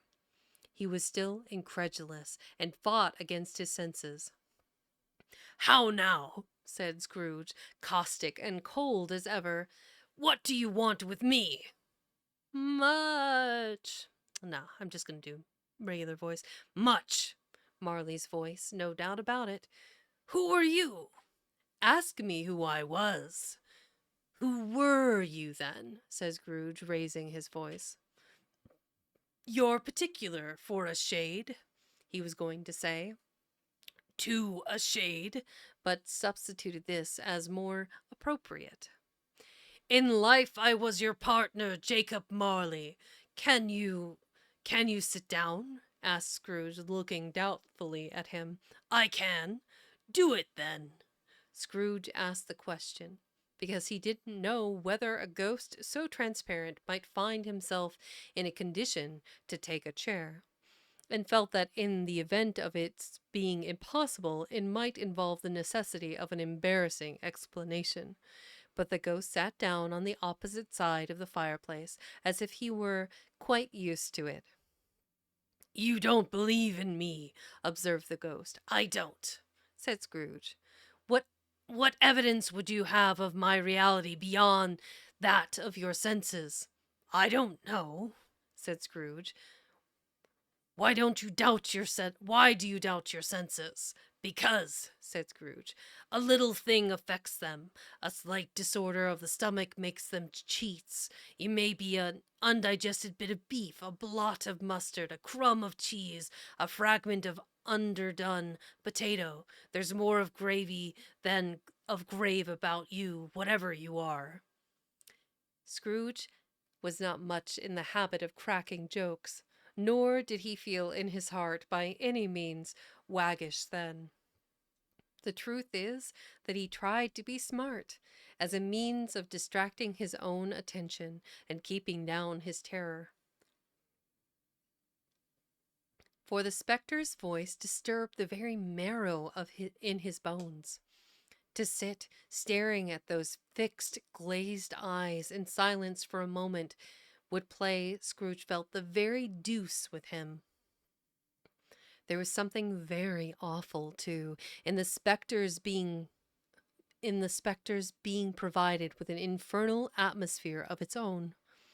Scrooge could not feel it himself, but this was clearly the case, for though the ghost sat perfectly motionless, its hair and skirts and tassels were still agitated as if by the hot vapor from an oven. You see this toothpick, said Scrooge, returning quickly to the charge for the reason just assigned, and wishing, though it were only for a second, to divert the vision's stony gaze from himself. I do, replied the ghost. You are not looking at it, said Scrooge. But I see it, said the ghost, notwithstanding. Well, returned Scrooge, I have but to swallow this, and be for the rest of my days persecuted by a legion of goblins, all of my own creation. Humbug, I tell you, humbug! At this, the spirit raised a frightful cry and shook its chain with such a dismal and appalling noise that Scrooge held on tight to his chair to save himself from falling in a swoon. But how much greater was his horror when the phantom, taking off the bandage round its head, as if it were too warm to wear indoors, its lower jaw dropping down upon its breast. Scrooge fell upon his knees and clasped his hand before his face. Mercy, he said, dreadful apparition, why do you trouble me? Man of the worldly mind, replied the ghost, do you believe in me or not? I do, said Scrooge. I must, for why do spirits walk the earth, and why do they come to me? It is required of every man, the ghost returned, that the spirit within him should walk abroad among his fellow men, and travel far and wide, and if that spirit goes not forth in life, it is condemned to do so after death. It is doomed to wander through the world.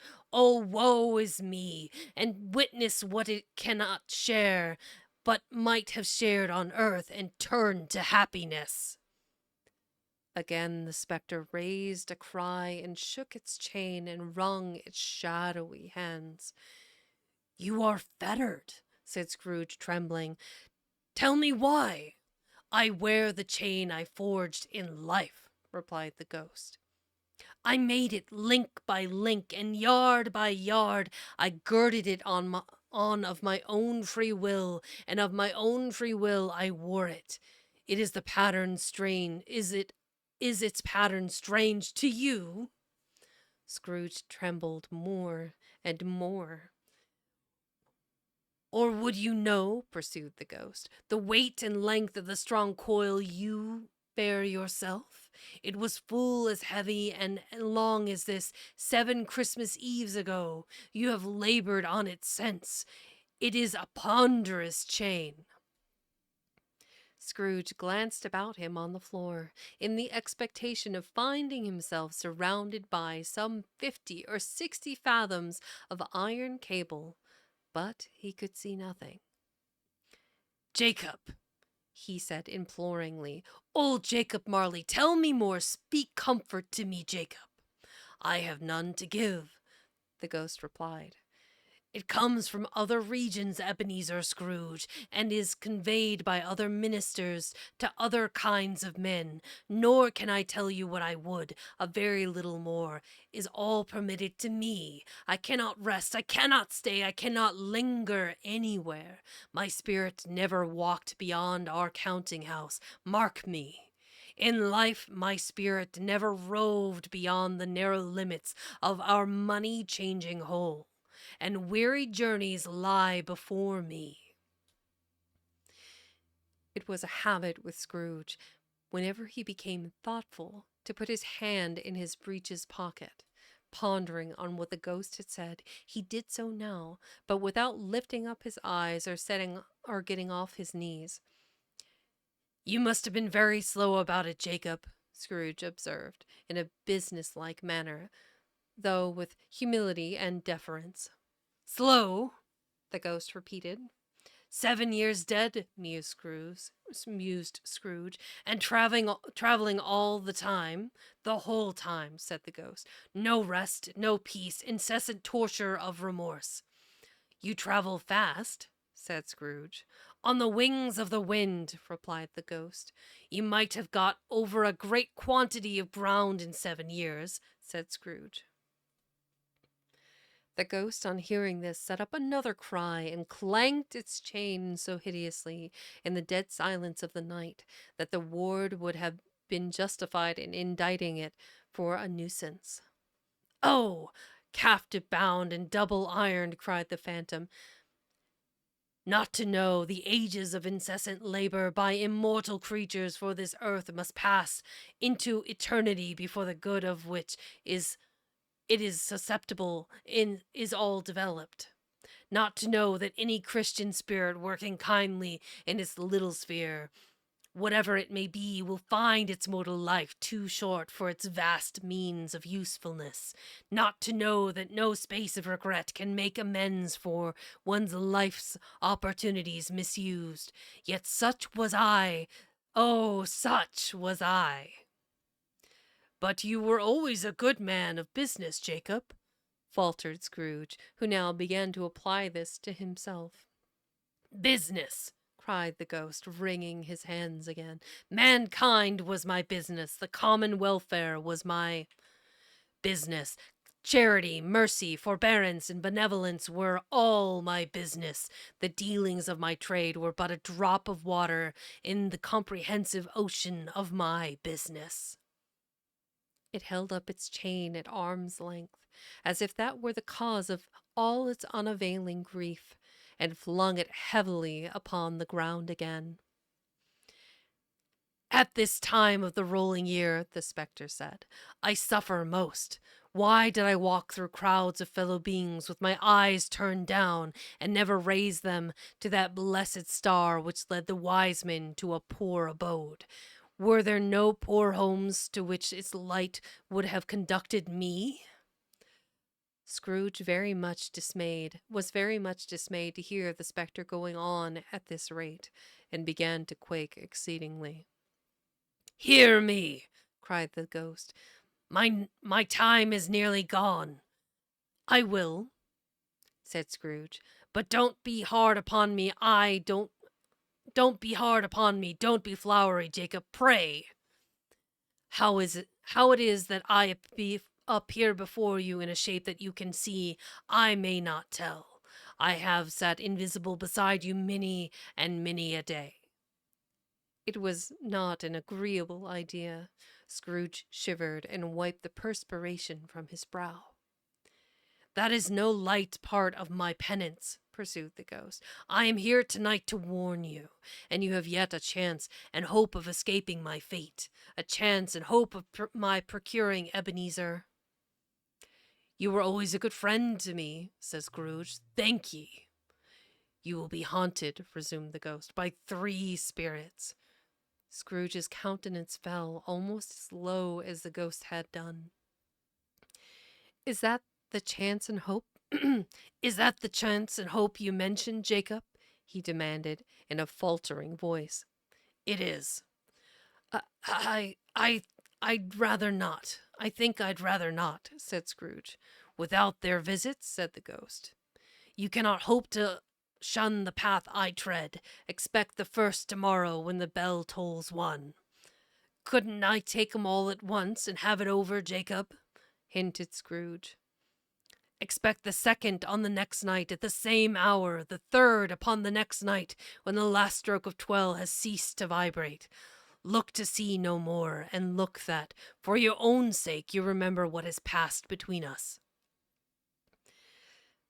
When it had said these words, the spectre took its wrapper from the table and bound it round its head as before. Scrooge knew this by the smart sound its teeth made when the jaws were brought under together by the bandage.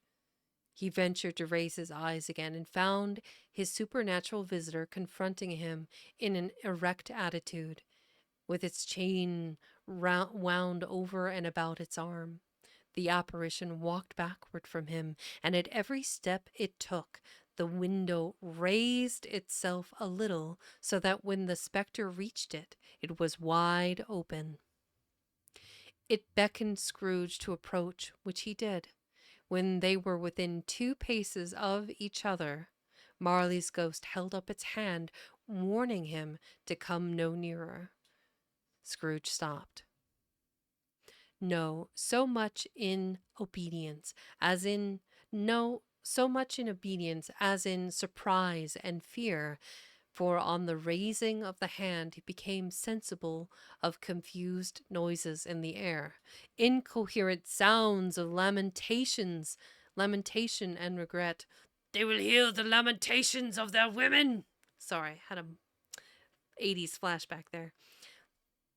Wailings inexpressibly sorrowful and self-accusatory.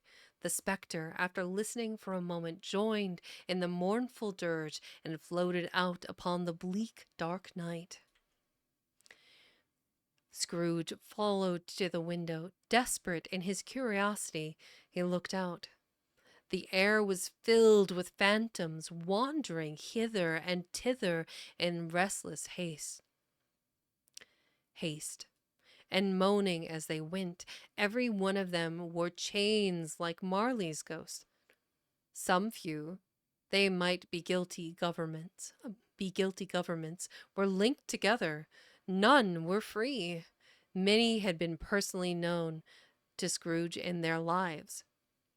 He had been quite familiar with one old ghost in a white waistcoat, with a monstrous iron safe attached to its ankle, who cried piteously at being unable to assist a wretched woman with an infant, whom it saw below upon a doorstep. The misery with them all was, clearly, that they sought to interfere for good in human matters, and had lost the power forever. Whether these creatures faded into mist or mist enshrouded them, he could not tell. But they and their spirit voices faded together, and the night became as it had been when he walked home. Scrooge closed the window and examined the door by which the ghost had entered. It was double locked as he had locked it with his own hands, and the bolts were undisturbed. He tried to say, "Humbug!" but stopped at the first syllable, and being from the emotion he had undergone, or the fatigues of the day, or his glimpse of the invisible world, or the dull conversation of the ghost, or the lateness of the hour, much in need of repose, went straight to bed, without undressing, and fell asleep upon the instant. So this picture is the fiddler with, hold on, I'm old and I'm blind. In came a fiddler with a music book. Okay, and that'll show up on page 46, so it's a little ahead of the game. Ah, man, it drives me nuts when they put pictures before the chapter or before the effects of the image that would make context in real time in the book. I hate it when they put it before when it happens. It just doesn't make any sense. So here we are between chapters. This is kind of a good point because if we do another whole hour, that would get us through chapter 2. And I think that is doable. So we start at 35. It's quite long.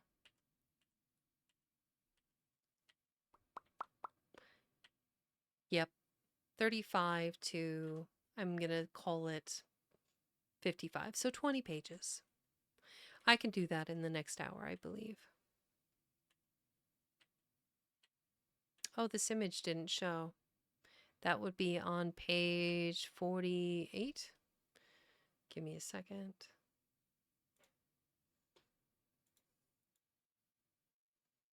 Grab that picture. Ah, here we go.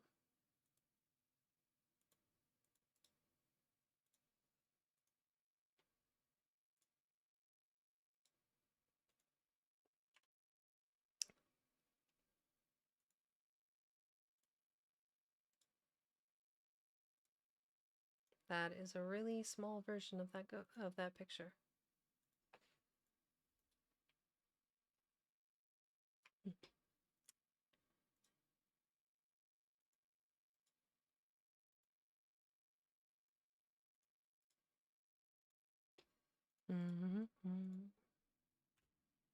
Here we go. We want to look at this one. I know him, Marley's ghost. So this this is him. This is again like after the context. So he has a picture before. Boggles the mind. So here is Ebenezer in his nightcap and his night dress and his slippers, fearing Marley's ghost with his chain wrapped around him and all of the counting boxes and all of the other effects, purses and whatnot strung about him, holding him on his path with his mouth and his jaw bound up with that cloth, trying to get Ebenezer's attention, which obviously I think he's done a good job of. It'd be quite terrifying, to be honest. Okay, so back to page 35. I am going to take a quick 5-minute break, and then we can get started on the second of the 5 chapters, or second section, I should say. So I will be back shortly. We'll run a quick 3-minute break while I go use the restroom, and then when we come back, we'll get the next section started.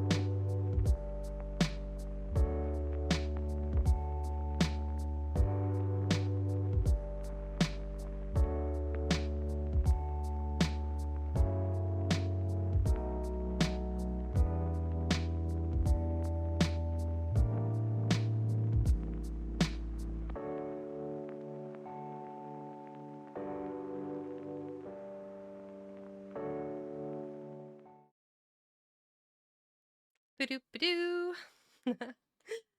And we are back. Thank you, wonderful, patient patrons. I am amazed and astounded every time I stream. I really enjoy reading these stories for others, and I love that you guys stick around and check things out. It's really kind of you. Let's see here. So, we are about to start Stave 2, the second section of the 5 parts of the book. Oh no! I hit the button! No! I broke it! Dang it!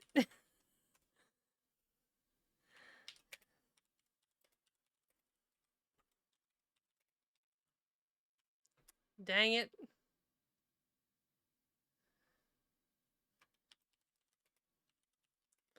That's user error. Wah wah. Oh man, that's funny. Bippity boppity boop boop. Bada bippity bop. I guess I'll crack a cold one. We won't hopefully need to do another ad the entire rest of the stream. I guess there's the takeaway. Oh man, what a day. Let's see. What we got here? The Darth HD. That's nice. Welcome to the group, or welcome to the Vexed. And right now, I am the Vexed. I'm pretty sure only my subscribers can hear me right now, and that's okay because you are kind enough to listen to me ramble anyway. So, yep, fun times. Bless. Okay, what do we got here? Ma-da-dee-dee. Ma-ba-ba. Na-da-da-da-da-da. We'll change it up for the coming back in. Anyway, I hope everybody that can still hear me or see me talk, hope everyone had a great day. There we go. Type it out. Ah, man, this is absurd. Oh well. It is what it is. Whoopsie daisy. I'm a nerd. You guys are nice enough to listen to me and my weirdness. I'll just fix the book, I guess. There we go. In T-minus 20 seconds. Do. Do I have a sound effect for that? I might. Hold on. No. But this one will be great when everybody comes back.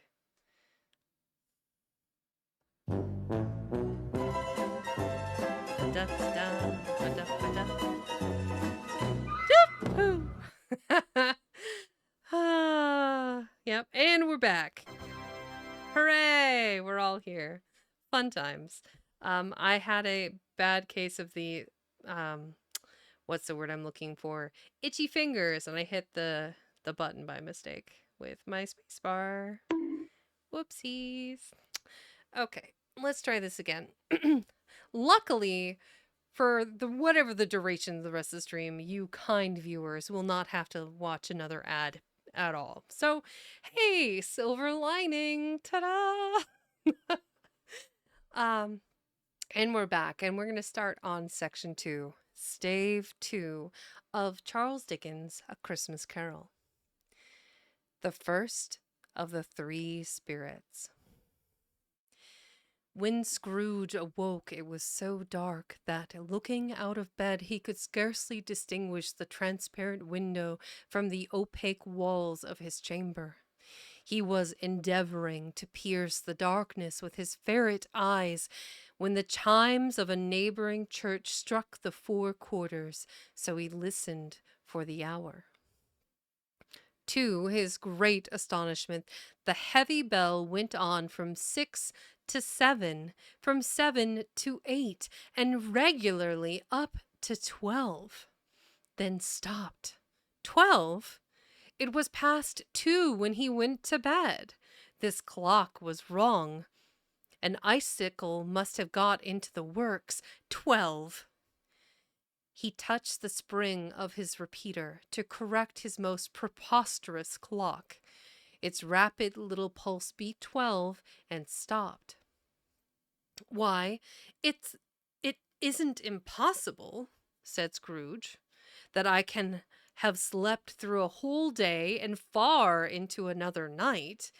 It isn't possible that anything had happened to the sun, and this is 12 at noon. The idea, why, it isn't possible, said Scrooge, that I can have slept through a whole day and far into another night. It isn't possible that anything has happened to the sun, and this is 12 at noon.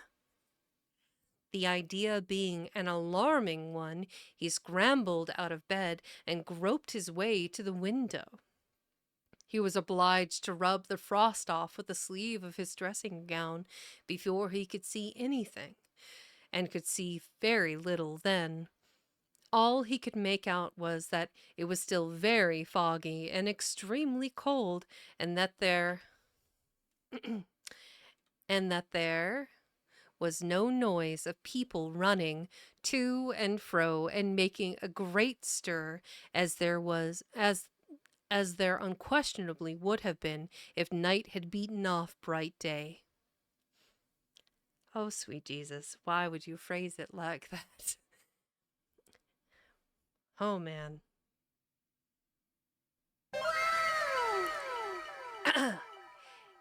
as there as there unquestionably would have been if night had beaten off bright day and taken possession of the world.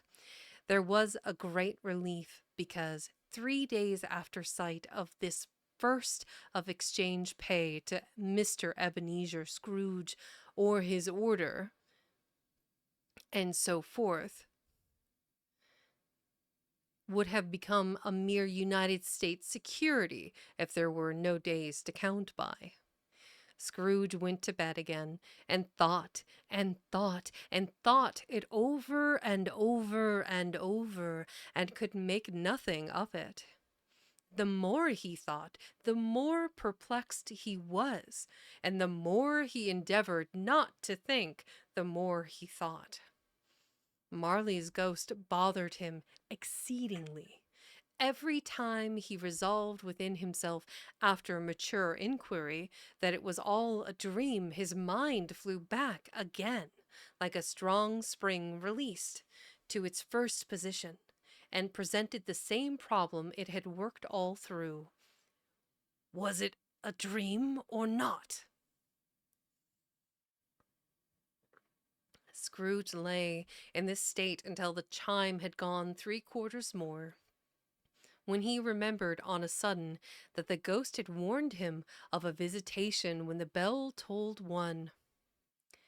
He resolved to lie awake until the hour was past, and considering that he could no more go to sleep than go to heaven, this was perhaps the wisest resolution in his power.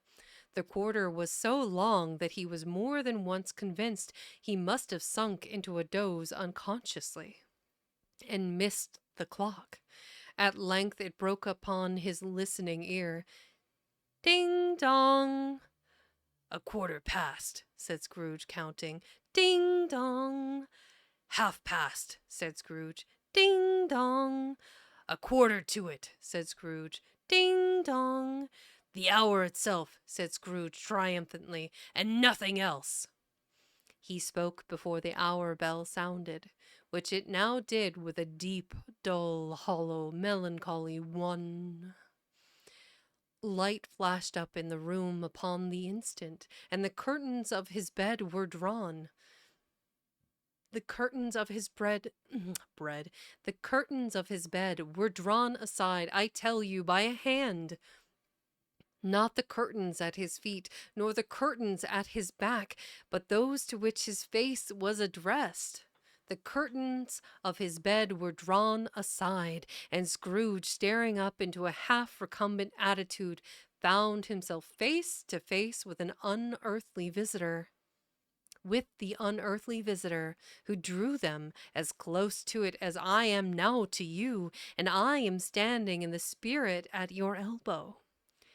It was a strange figure, like a child, yet not so like a child as like an old man, viewed through some supernatural medium which gave him the appearance of having receded from the view and being diminished to a child's proportions.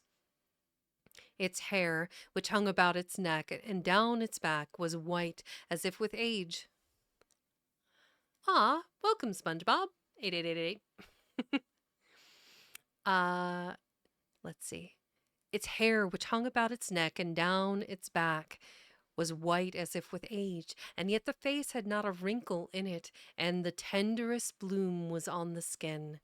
The arms were very long and muscular, the hands the same, as if its hold were of uncommon strength. Its legs and feet, most delicately formed, were like those upper members bare.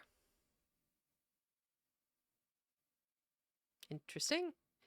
Chippy chippy choppa choppa doobie doobie dabba dabba. Aw, thank you. I'm not entirely sure I've heard that phrase before. Its legs and feet, most delicately formed, were like those upper members, bare. It wore a tunic of the purest white, and round its waist was bound a lustrous belt, the sheen of which was beautiful. It held a branch of fresh green holly in its hand, and in singular contradiction of that wintry emblem, had its dress trimmed with summer flowers. The new meme on TikTok. Are we talking about the black bar memes? I've seen those. The sheen of which was beautiful. It held a branch of fresh green holly in its hand, and in singular contradiction of that wintry emblem, had its dress trimmed with summer flowers. But the strangest thing about it was that from the crown of its head there sprang a bright, clear jet of light, by which all this was visible, and which was doubtless the occasion of its using in its duller moments. A great extinguisher for a cap, which it now held under its arm.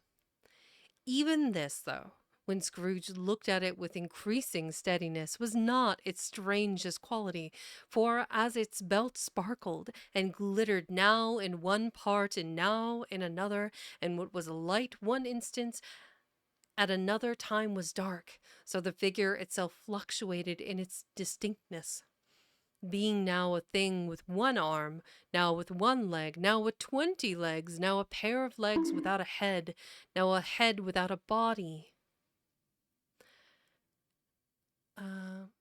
of which dissolving parts no outline would be visible in the dense gloom wherein they melted away, and in the very wonder of this, it would be itself again distinct and clear as ever. "Are you the spirit, sir, whose coming was foretold to me?" asked Scrooge. "I am." The voice was soft and gentle, singularly low, as if instead of being so close beside him, it were at a distance. "Who and what are you?" Scrooge demanded. "I am the ghost of Christmas past." "Long past?" inquired Scrooge, observant of its dwarfish stature. "No, no, your past." Perhaps Scrooge could not have told anybody why, if anybody could have asked him, but he had a special desire to see the spirit in his cap, and begged him to be covered. "What?" exclaimed the ghost. "Would you so soon put out with worldly hands the light I give? Is it not enough that you are one of those whose passions made this cap, and forced me through the whole trains of years to wear it low upon my brow?" Scrooge reverently disclaimed all intention to offend, or any knowledge of having wilfully bonneted the spirit at any period of his life. He then made bold to inquire what business brought him there. Your welfare, said the ghost. Scrooge expressed himself much obliged, but could not help thinking that a night of unbroken rest would have been more conducive to that end. The spirit must have heard him thinking, for it said immediately, Your reclamation, then. Take heed. It put out its strong hand as it spoke, and clasped him gently by the arm. Rise and walk with me. It would have been in vain for Scrooge to plead that the weather and the hour were not adapted to pedestrian purposes. That bed was warm and the thermometer a long way below freezing. That he was clad but lightly in his slippers, dressing gown, and nightcap, and that he had had a cold upon him at the time. The grasp, though gentle as a woman's hand, was not to be resisted. He rose, but finding that the spirit made towards the window, clasped its robe in supplication. I am a mortal, Scrooge remonstrated, and liable to fall. Also, welcome. That was For June Sama. Welcome, For June Sama. Bear but a touch of my hand there, said the spirit, laying it upon his heart, and you shall be upheld in more than this. As the words were spoken, they passed through the wall and stood upon an open country road, with fields on either hand. The city had entirely vanished. Not a vestige of it was to be seen. The darkness and the mist had vanished with it, for it was a clear, cold winter day with snow upon the ground. Good heaven, said Scrooge, clasping his hands together as he looked about him. I was bred in this place. I was a boy here. Why did you have to word it like that, Charles? The spirit gazed upon him mildly. Its gentle touch, though it had been light and instantaneous, appeared still present in the old man's sense of feeling. He was conscious of 1,000 odors floating in the air, each one connected with 1,000 thoughts and hopes and joys and cares long, long forgotten. Your lip is trembling, said the ghost, and what is that upon your cheek? Scrooge muttered, with an unusual catching in his voice, that it was a pimple, and begged the ghost to lead him where he would. You recollect the way? Inquired the spirit. Remember it, said Scrooge with fervor. I could walk it blindfold. Strange to have forgotten it for so many years, observed the ghost. Let us go on. They walked along the road, Scrooge recognizing every gate and post and tree, until a little market town appeared in the distance, with its bridge, its church, and winding river. Some shaggy ponies now were seen trotting toward them with boys upon their backs, who called to other boys in country gigs and carts driven by farmers. All these boys were in great spirits, and shouted to each other until the broad fields were so full of merry music that the crisp air laughed to hear it. These are but shadows of the things that have been, said the ghost. They have no consciousness of us. The jocund travelers came on. Is it jocund? I think it's jocund. Jocund. We learned it there together.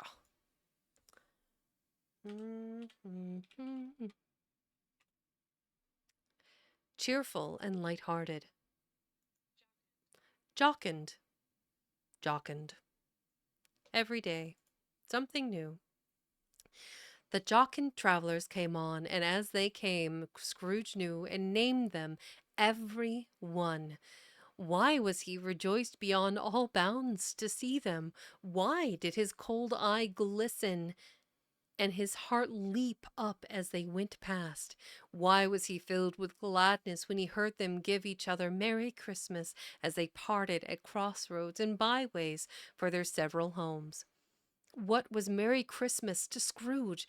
Out upon Merry Christmas, what good had it ever done to him? The school is not quite deserted, said the ghost. A solitary child, neglected by his friends, is left there still. Scrooge said he knew it, and he sobbed. They left the high road by a well-remembered lane, and soon approached a mansion of dull red brick, with a little weathercock-surmounted cupola on the roof, and a bell hanging in it.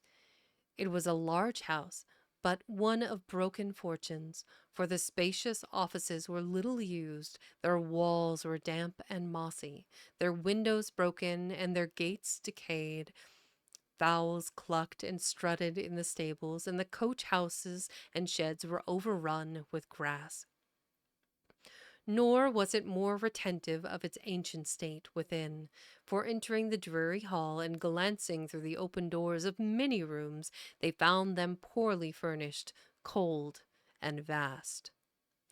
There was an earthy savor in the air, a hilly bareness in the place which associated itself somehow with too much getting up by candlelight and not too much to eat.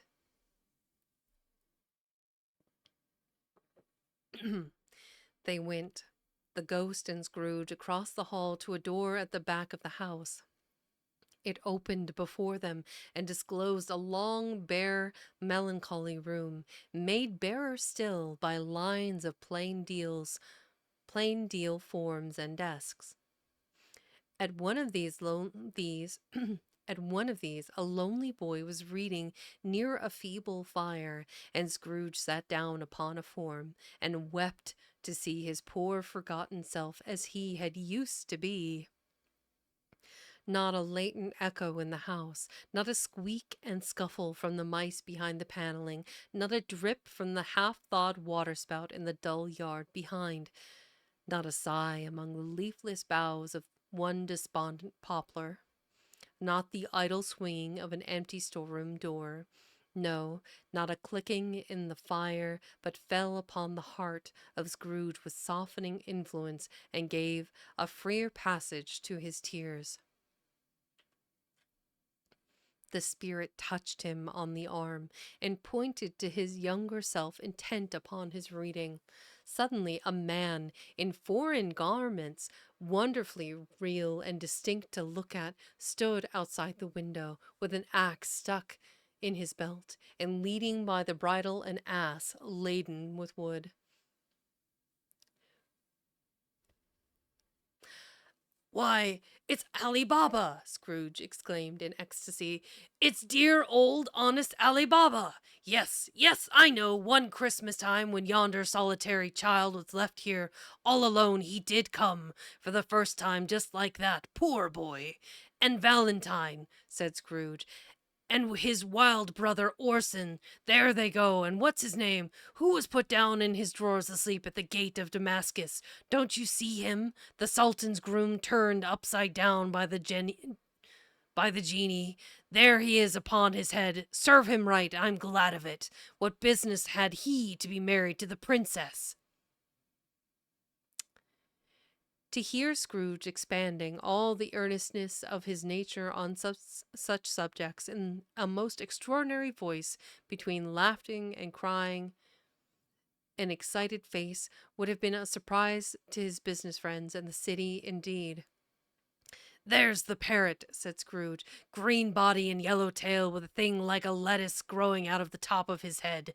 There he is. Poor Robin Crusoe, he called him, when he came home again after sailing round the island. Poor Robin Crusoe! Where have you been, Robin Crusoe?"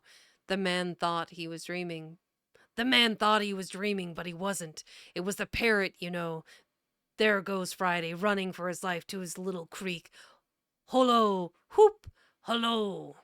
Then, with a rapidity of transition very foreign to his usual character, he said, in pity for his former self, "Poor boy!"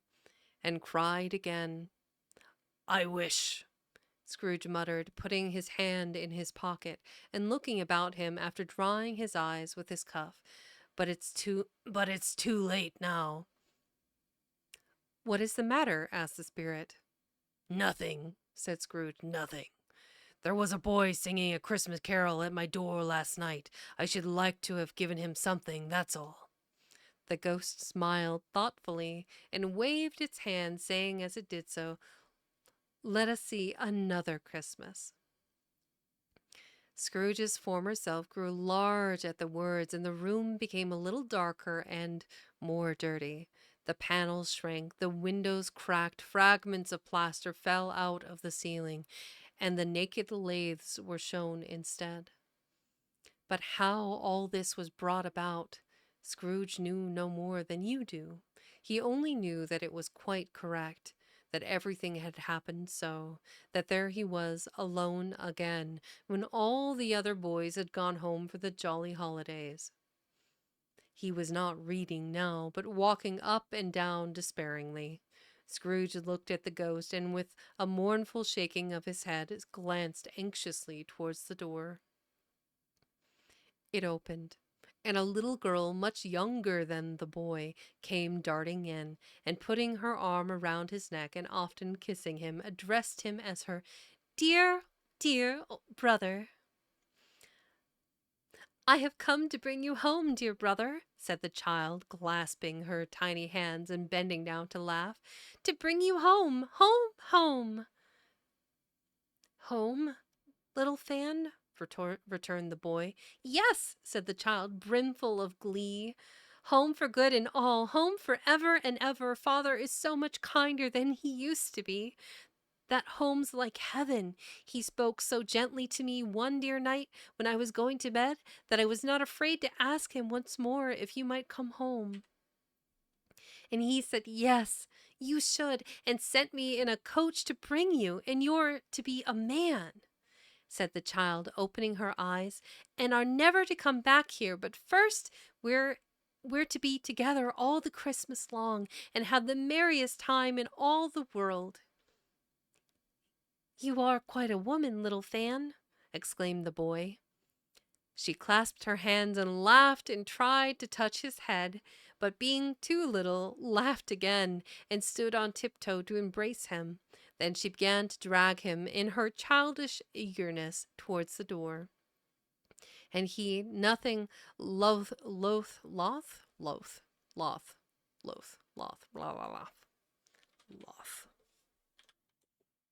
I'm going with loth. Adjective loth. So it is loath. It's just spelled weird. Well, it's periodly appropriate. Then she began to drag him in her childish eagerness towards the door, and he, nothing loath to go, accompanied her. A terrible voice in the hall cried, "Bring down Master Scrooge's box there!" And in the hall appeared the schoolmaster himself, who glared on Master Scrooge with a ferocious condescension, and threw him into a dreadful state of mind by shaking hands with him. He then conveyed him and his sister into the veriest old well of a shivering best parlor that ever was seen, where the maps upon the wall and the celestial and terrestrial globes in the windows were waxy with cold. Here he produced a decanter of curiously light wine and a block of curiously heavy cake, and administered installments of those dainties to the young people, at the same time sending out a meager servant to offer a glass of something to the post-boy, who answered that he thanked the gentleman, but if it was not the same tap as he had tasted before, he had rather not. Master Scrooge's trunk being by this time tied on the top of the chaise, the children bade the schoolmaster good-bye right willingly, and getting into it, drove gaily down the garden sweep, the quick wheels dashing the hoar frost and snow from off the dark leaves of the evergreens like spray. "Always a delicate creature whom a breath might have withered," said the ghost, "but she had a large heart." "I know him, Marley's ghost." That's this picture here. Here we go. I don't know why the image is not showing up. That happens sometimes. So she had, said Scrooge. You are right. I will not gainsay it, spirit. God forbid. She died a woman, said the ghost, and had, as I think, children. One child, Scrooge returned. True, said the ghost. Your nephew. Scrooge seemed uneasy in his mind, and answered briefly, Yes. Although they had but the moment left the school behind them, they were now in the busy thoroughfares of a city where shadowy passengers passed and repassed, where shadowy carts and coaches battled for the way, and all the strife and tumult of a real city were. It was made plain enough by the dressing of the shops that here too it was Christmas time again, but it was evening, and the streets were lighted up. The ghost stopped at a certain warehouse door and asked Scrooge if he knew it. Know it? Know it, said Scrooge. Was I apprenticed here? They went in, at sight of an old gentleman in a Welsh wig sitting beside such a high desk that if he had been 2 inches taller, he must have knocked his head against the ceiling. Scrooge cried in great excitement, Why, it's old Fezziwig! Bless his heart, it's Fezziwig alive again! Old Fezziwig laid down his pen and looked up at the clock, which pointed to the hour of 7. He rubbed his hands, adjusted his capacious waistcoat, laughed all over himself from his shoes to his organ of benevolence. What? What? His organ of benevolence? Comment ça va? Laughed all over himself from his shoes to his organ of benevolence, and called out in comfortable, oily, rich, fat, jovial voice, Yo ho there, Ebenezer! Dick! Dick! There we go. Sorry. Scrooge's former self, now grown a young man, came briskly in, accompanied by his fellow prentice. Dick Wilkins, to be sure, said Scrooge to the ghost. Bless me, yes. There he is. He was very much attached to me, was Dick. Poor Dick, dear, dear. Yo-ho, my boy, said Fezziwig. No more work tonight. Christmas Eve, Dick. Christmas, Ebenezer. Let's have the shutters up, cried old Fezziwig, with a sharp clap of his hands before a man can say Jack Robinson. You wouldn't believe how those two fellows went at it.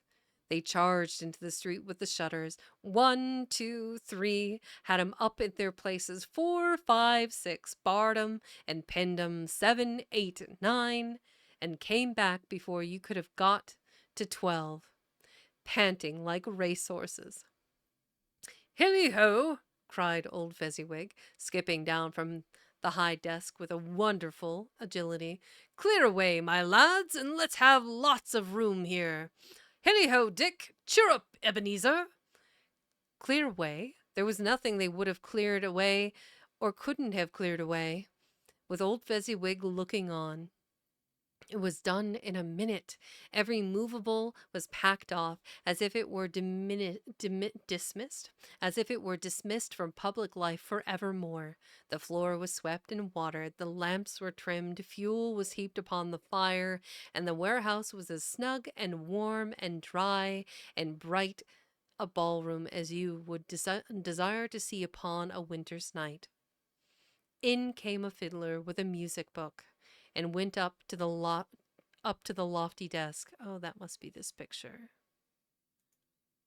In came a fiddler with a music book. Okay, look at the pen and ink drawing there, the cross hatching and the details in the hair, the swoops.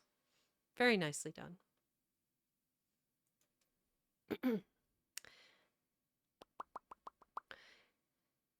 And up to the lofty desk and made an orchestra of it, and tuned like 50 stomach aches, In came Mrs. Fezziwig, one vast, substantial smile. In came the three Misses Fezziwig, beaming and lovable. In came the 6 young followers whose hearts they broke. In came all the young men and women employed in the business. That almost sounds like the beginning of like 12 Days of Christmas. In came the housemaid with her cousin, the baker. In came the cook with her brother's particular friend, the milkman. Wink.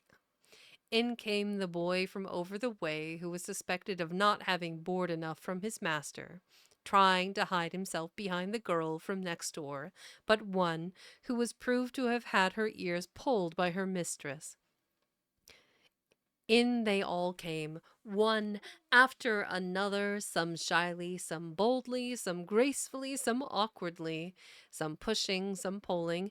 In they all came, anyhow and everyhow. Away they all went, 20 couple at once, hands half round and back again, the other way, down the middle and up again, round and round in various stages of affectionate grouping.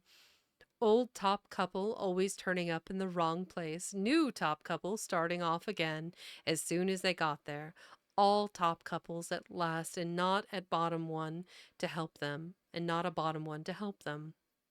When this result was brought about, old Fezziwig, clapping his hands to stop the dance, cried out, "Well done!" And the fiddler plunged his hot face into a pot of porter, especially provided for that purpose. But scorning rest upon his reappearance, he instantly began again, though there were no dances yet, as if the other fiddler had been carried home, exhausted, on a shutter, and he were a brand new man, resolved to beat him out of sight or perish. There were more dances, and there were forfeits, and more dances, and there was cake, and there was, what is negus? Negus? What is this word? I hope I just didn't say something I shouldn't say. A hot drink of sugar, lemon, and spices. All right. There we go. The more you know. Ba, ba, ba, ba, ba.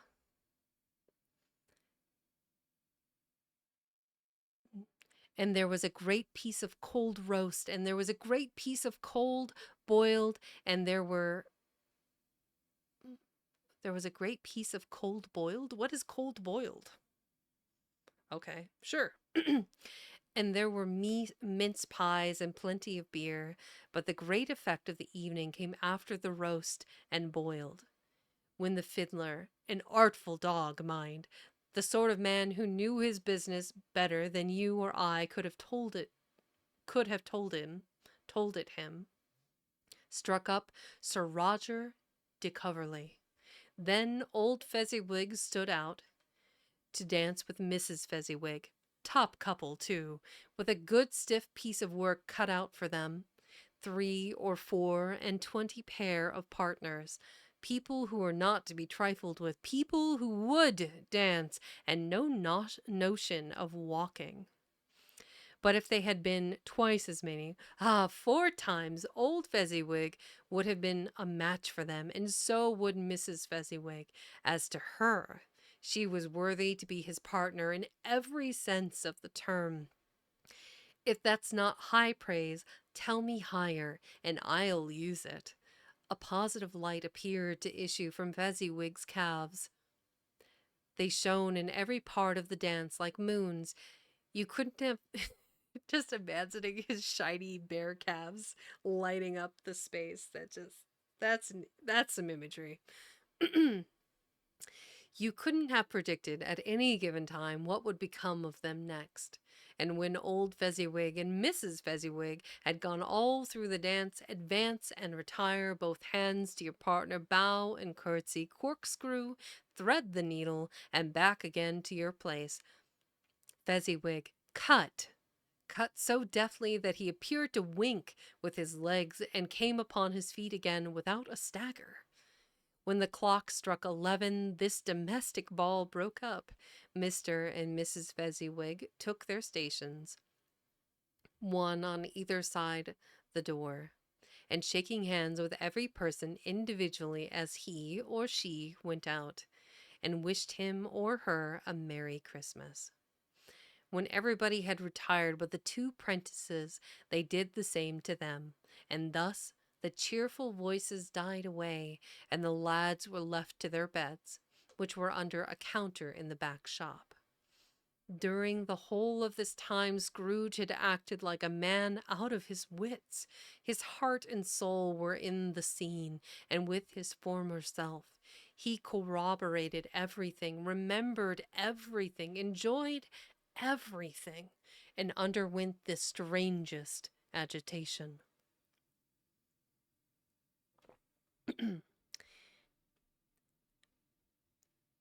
It was not until now, when the bright faces of his former self and Dick were turned from them, that he remembered the ghost and became conscious that it was looking full upon him. When the light upon its head burned very clear, a small matter. A small matter, said the ghost, to make these silly folks so full of gratitude. Small, echoed Scrooge.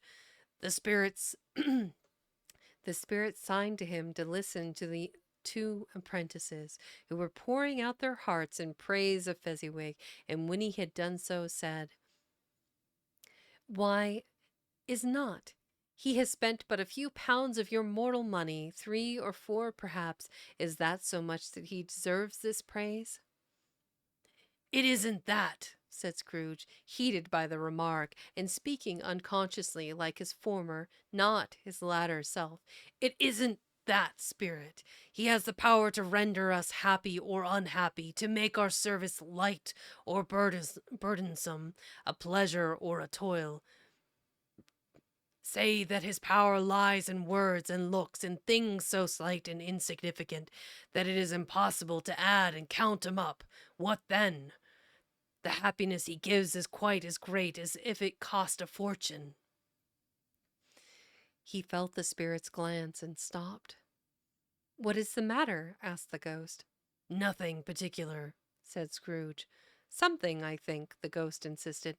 "No," said Scrooge. "No, I should like to be able to say a word or two to my clerk just now, that's all." His former self turned down the lamps as he gave utterance to the wish, and Scrooge and the ghost again stood side by side in the open air. "My time grows short," observed the spirit. "Quick!" This was not addressed to Scrooge or to anyone whom he could see, but it produced an immediate effect, for again Scrooge saw himself.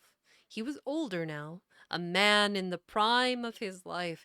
His face had not the harsh and rigid lines of later years, but it had begun to wear the signs of care and avarice. There was an eager, greedy, restless motion in the eye, which showed the passion that had taken root and where the shadow of the growing tree would fall.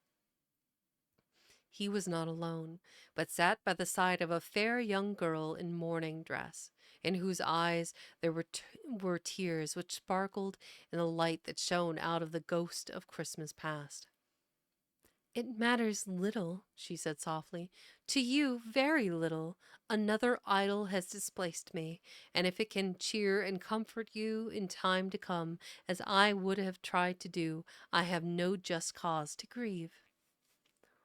"What idol has displaced you?" he rejoined. "A golden one." "This is the even-handed dealing of the world," he said. "There is nothing on which it is so hard as poverty, and there is nothing it professes to condemn with such severity as the pursuit of wealth." "You fear the world too much," she answered gently.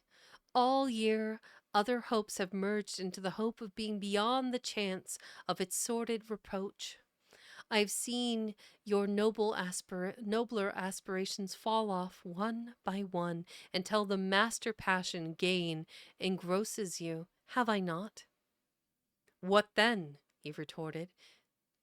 "Even if I have grown so much wiser, what then? I am not changed towards you." She shook her head. "Am I? Our contract is an old one.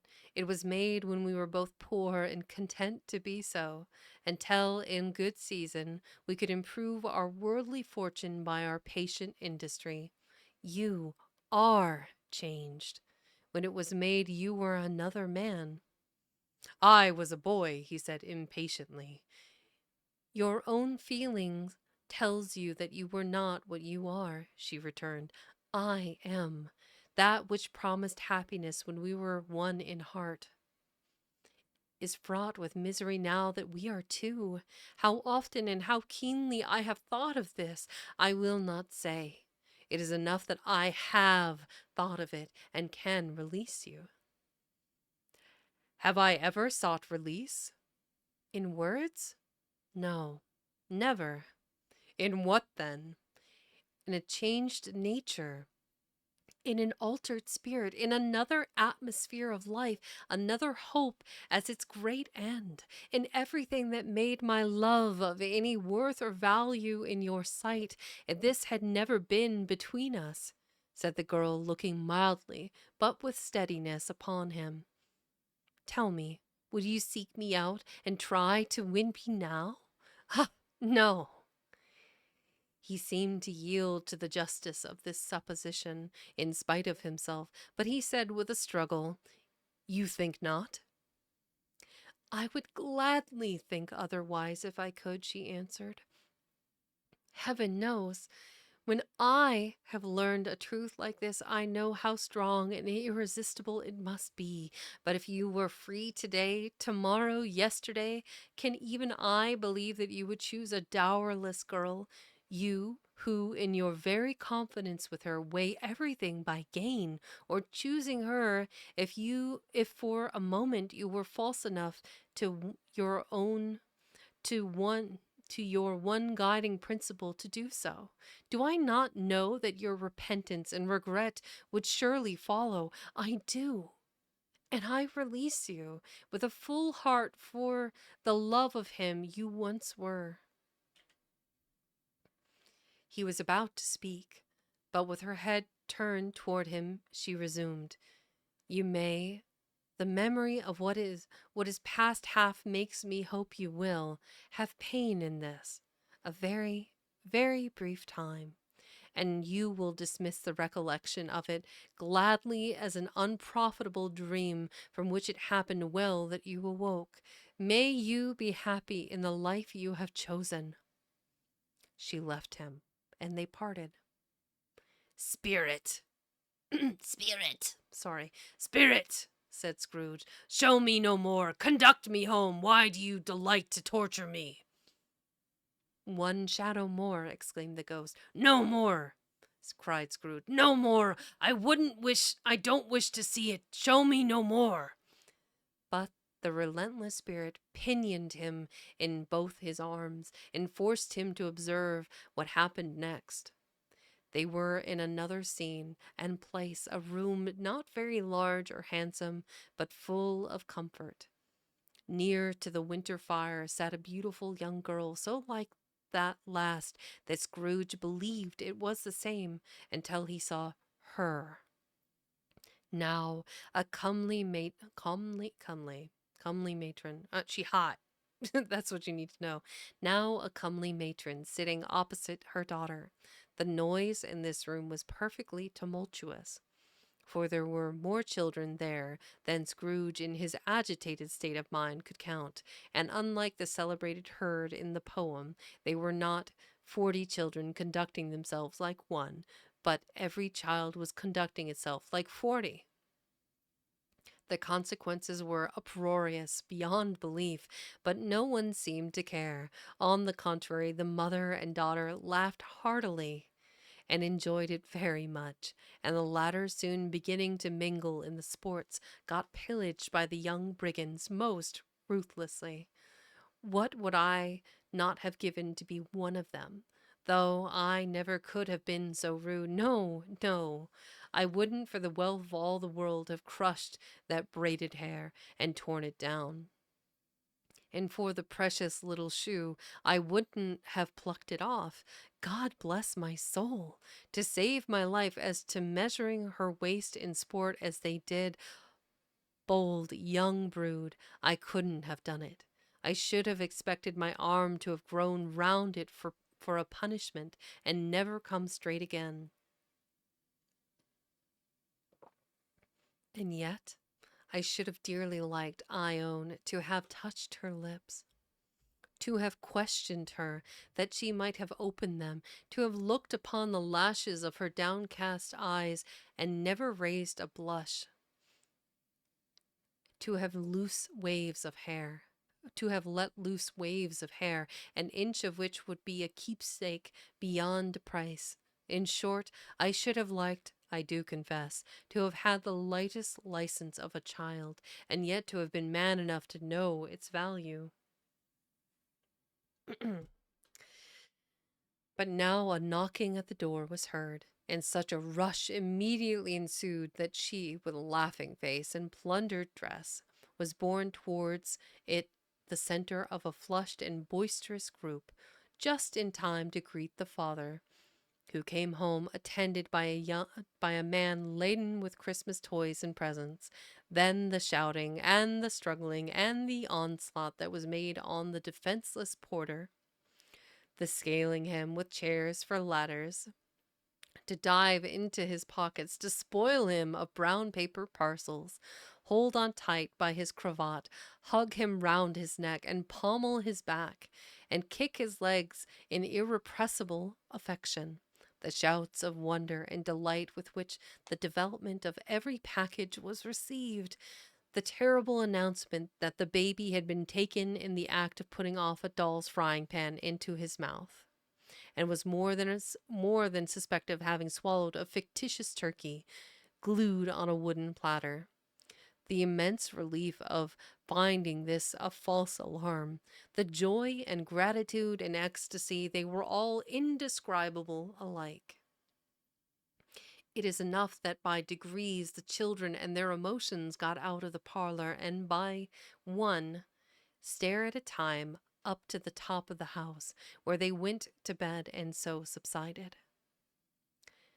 And now Scrooge looked on more attentively than ever, when the master of the house, having his daughter leaning fondly on him, sat down with her and her mother at his own fireside, and when he thought that such another creature, quite as graceful and as full of promise, might have called him father and been a springtime in the haggard winter of his life, his sight grew very dim indeed. Belle, said the husband, turning to his wife with a smile, I saw an old friend of yours this afternoon. Who was it? Guess. How can I? Tut! Don't I know? She added in the same breath, laughing as he laughed. Mr. Scrooge! Mr. Scrooge it was. I passed his office window, and as it was not shut up, and he had a candle inside, I could scarcely help seeing him. His partner lies upon the point of death, I hear, and there he sat alone, quite alone in the world, I do believe. Spirit, said Scrooge in a broken voice, remove me from this place. I told you these were shadows of the things that have been, said the ghost. That they are what they are, do not blame me. Remove me, Scrooge exclaimed. I cannot bear it. He turned upon the ghost, and seeing that it looked upon him with a face in which, in some strange way, there was fragments of all the faces it had shown him, wrestled with it. Leave me, take me back, haunt me no longer. In the struggle, if that can be called a struggle, in which the ghost, with no visible resistance on its own part, was undisturbed by any effort of its adversary, Scrooge observed that its light was burning high and bright, and dimly connecting that with its influence over him. He seized the extinguisher cap, and by a sudden action pressed it down upon its head. The spirit dropped beneath it, so that the extinguisher covered its whole form, but though Scrooge pressed it down with all his force, he could not hide the light which streamed from under it. it in from under it in an unbroken flood upon the ground. He was conscious of being exhausted and overcome by an irresistible drowsiness, and further, of being in his own bedroom. He gave the cap a parting squeeze in which his hand relaxed, and barely time to reel to bed before he sank into a heavy sleep. Let's see, open image here. I've noticed that these images have been kind of Mrs. Cratchit entered with the pudding. Yep, that's 15 pages from now. I don't know why they do that. Okay, so this is where we will be stopping for the day. It's been 3 hours. It's been a pleasure reading for each and every one of you that stuck around to listen. I will be back on Friday, same time, same great place, and we will continue where we left off on the book. We're about halfway through it. I imagine we'll probably get through the next 2 sections pretty easily on Friday, which will leave a little bit left at the end. And then we can talk about the influence on modern culture that was A Christmas Carol. So I look forward to seeing each and every one of you on Friday at 6 p.m. EDT or 11 p.m. Greenwich Mean Time. I hope you all have a great weekend, and I am going to see if I can find somebody that we can all attend. One moment here. Who can we visit? Who would like to listen? We've got a lot of options. Da-da-da-da. Who's live? That's a better question. I follow so many now. Da-ba-da.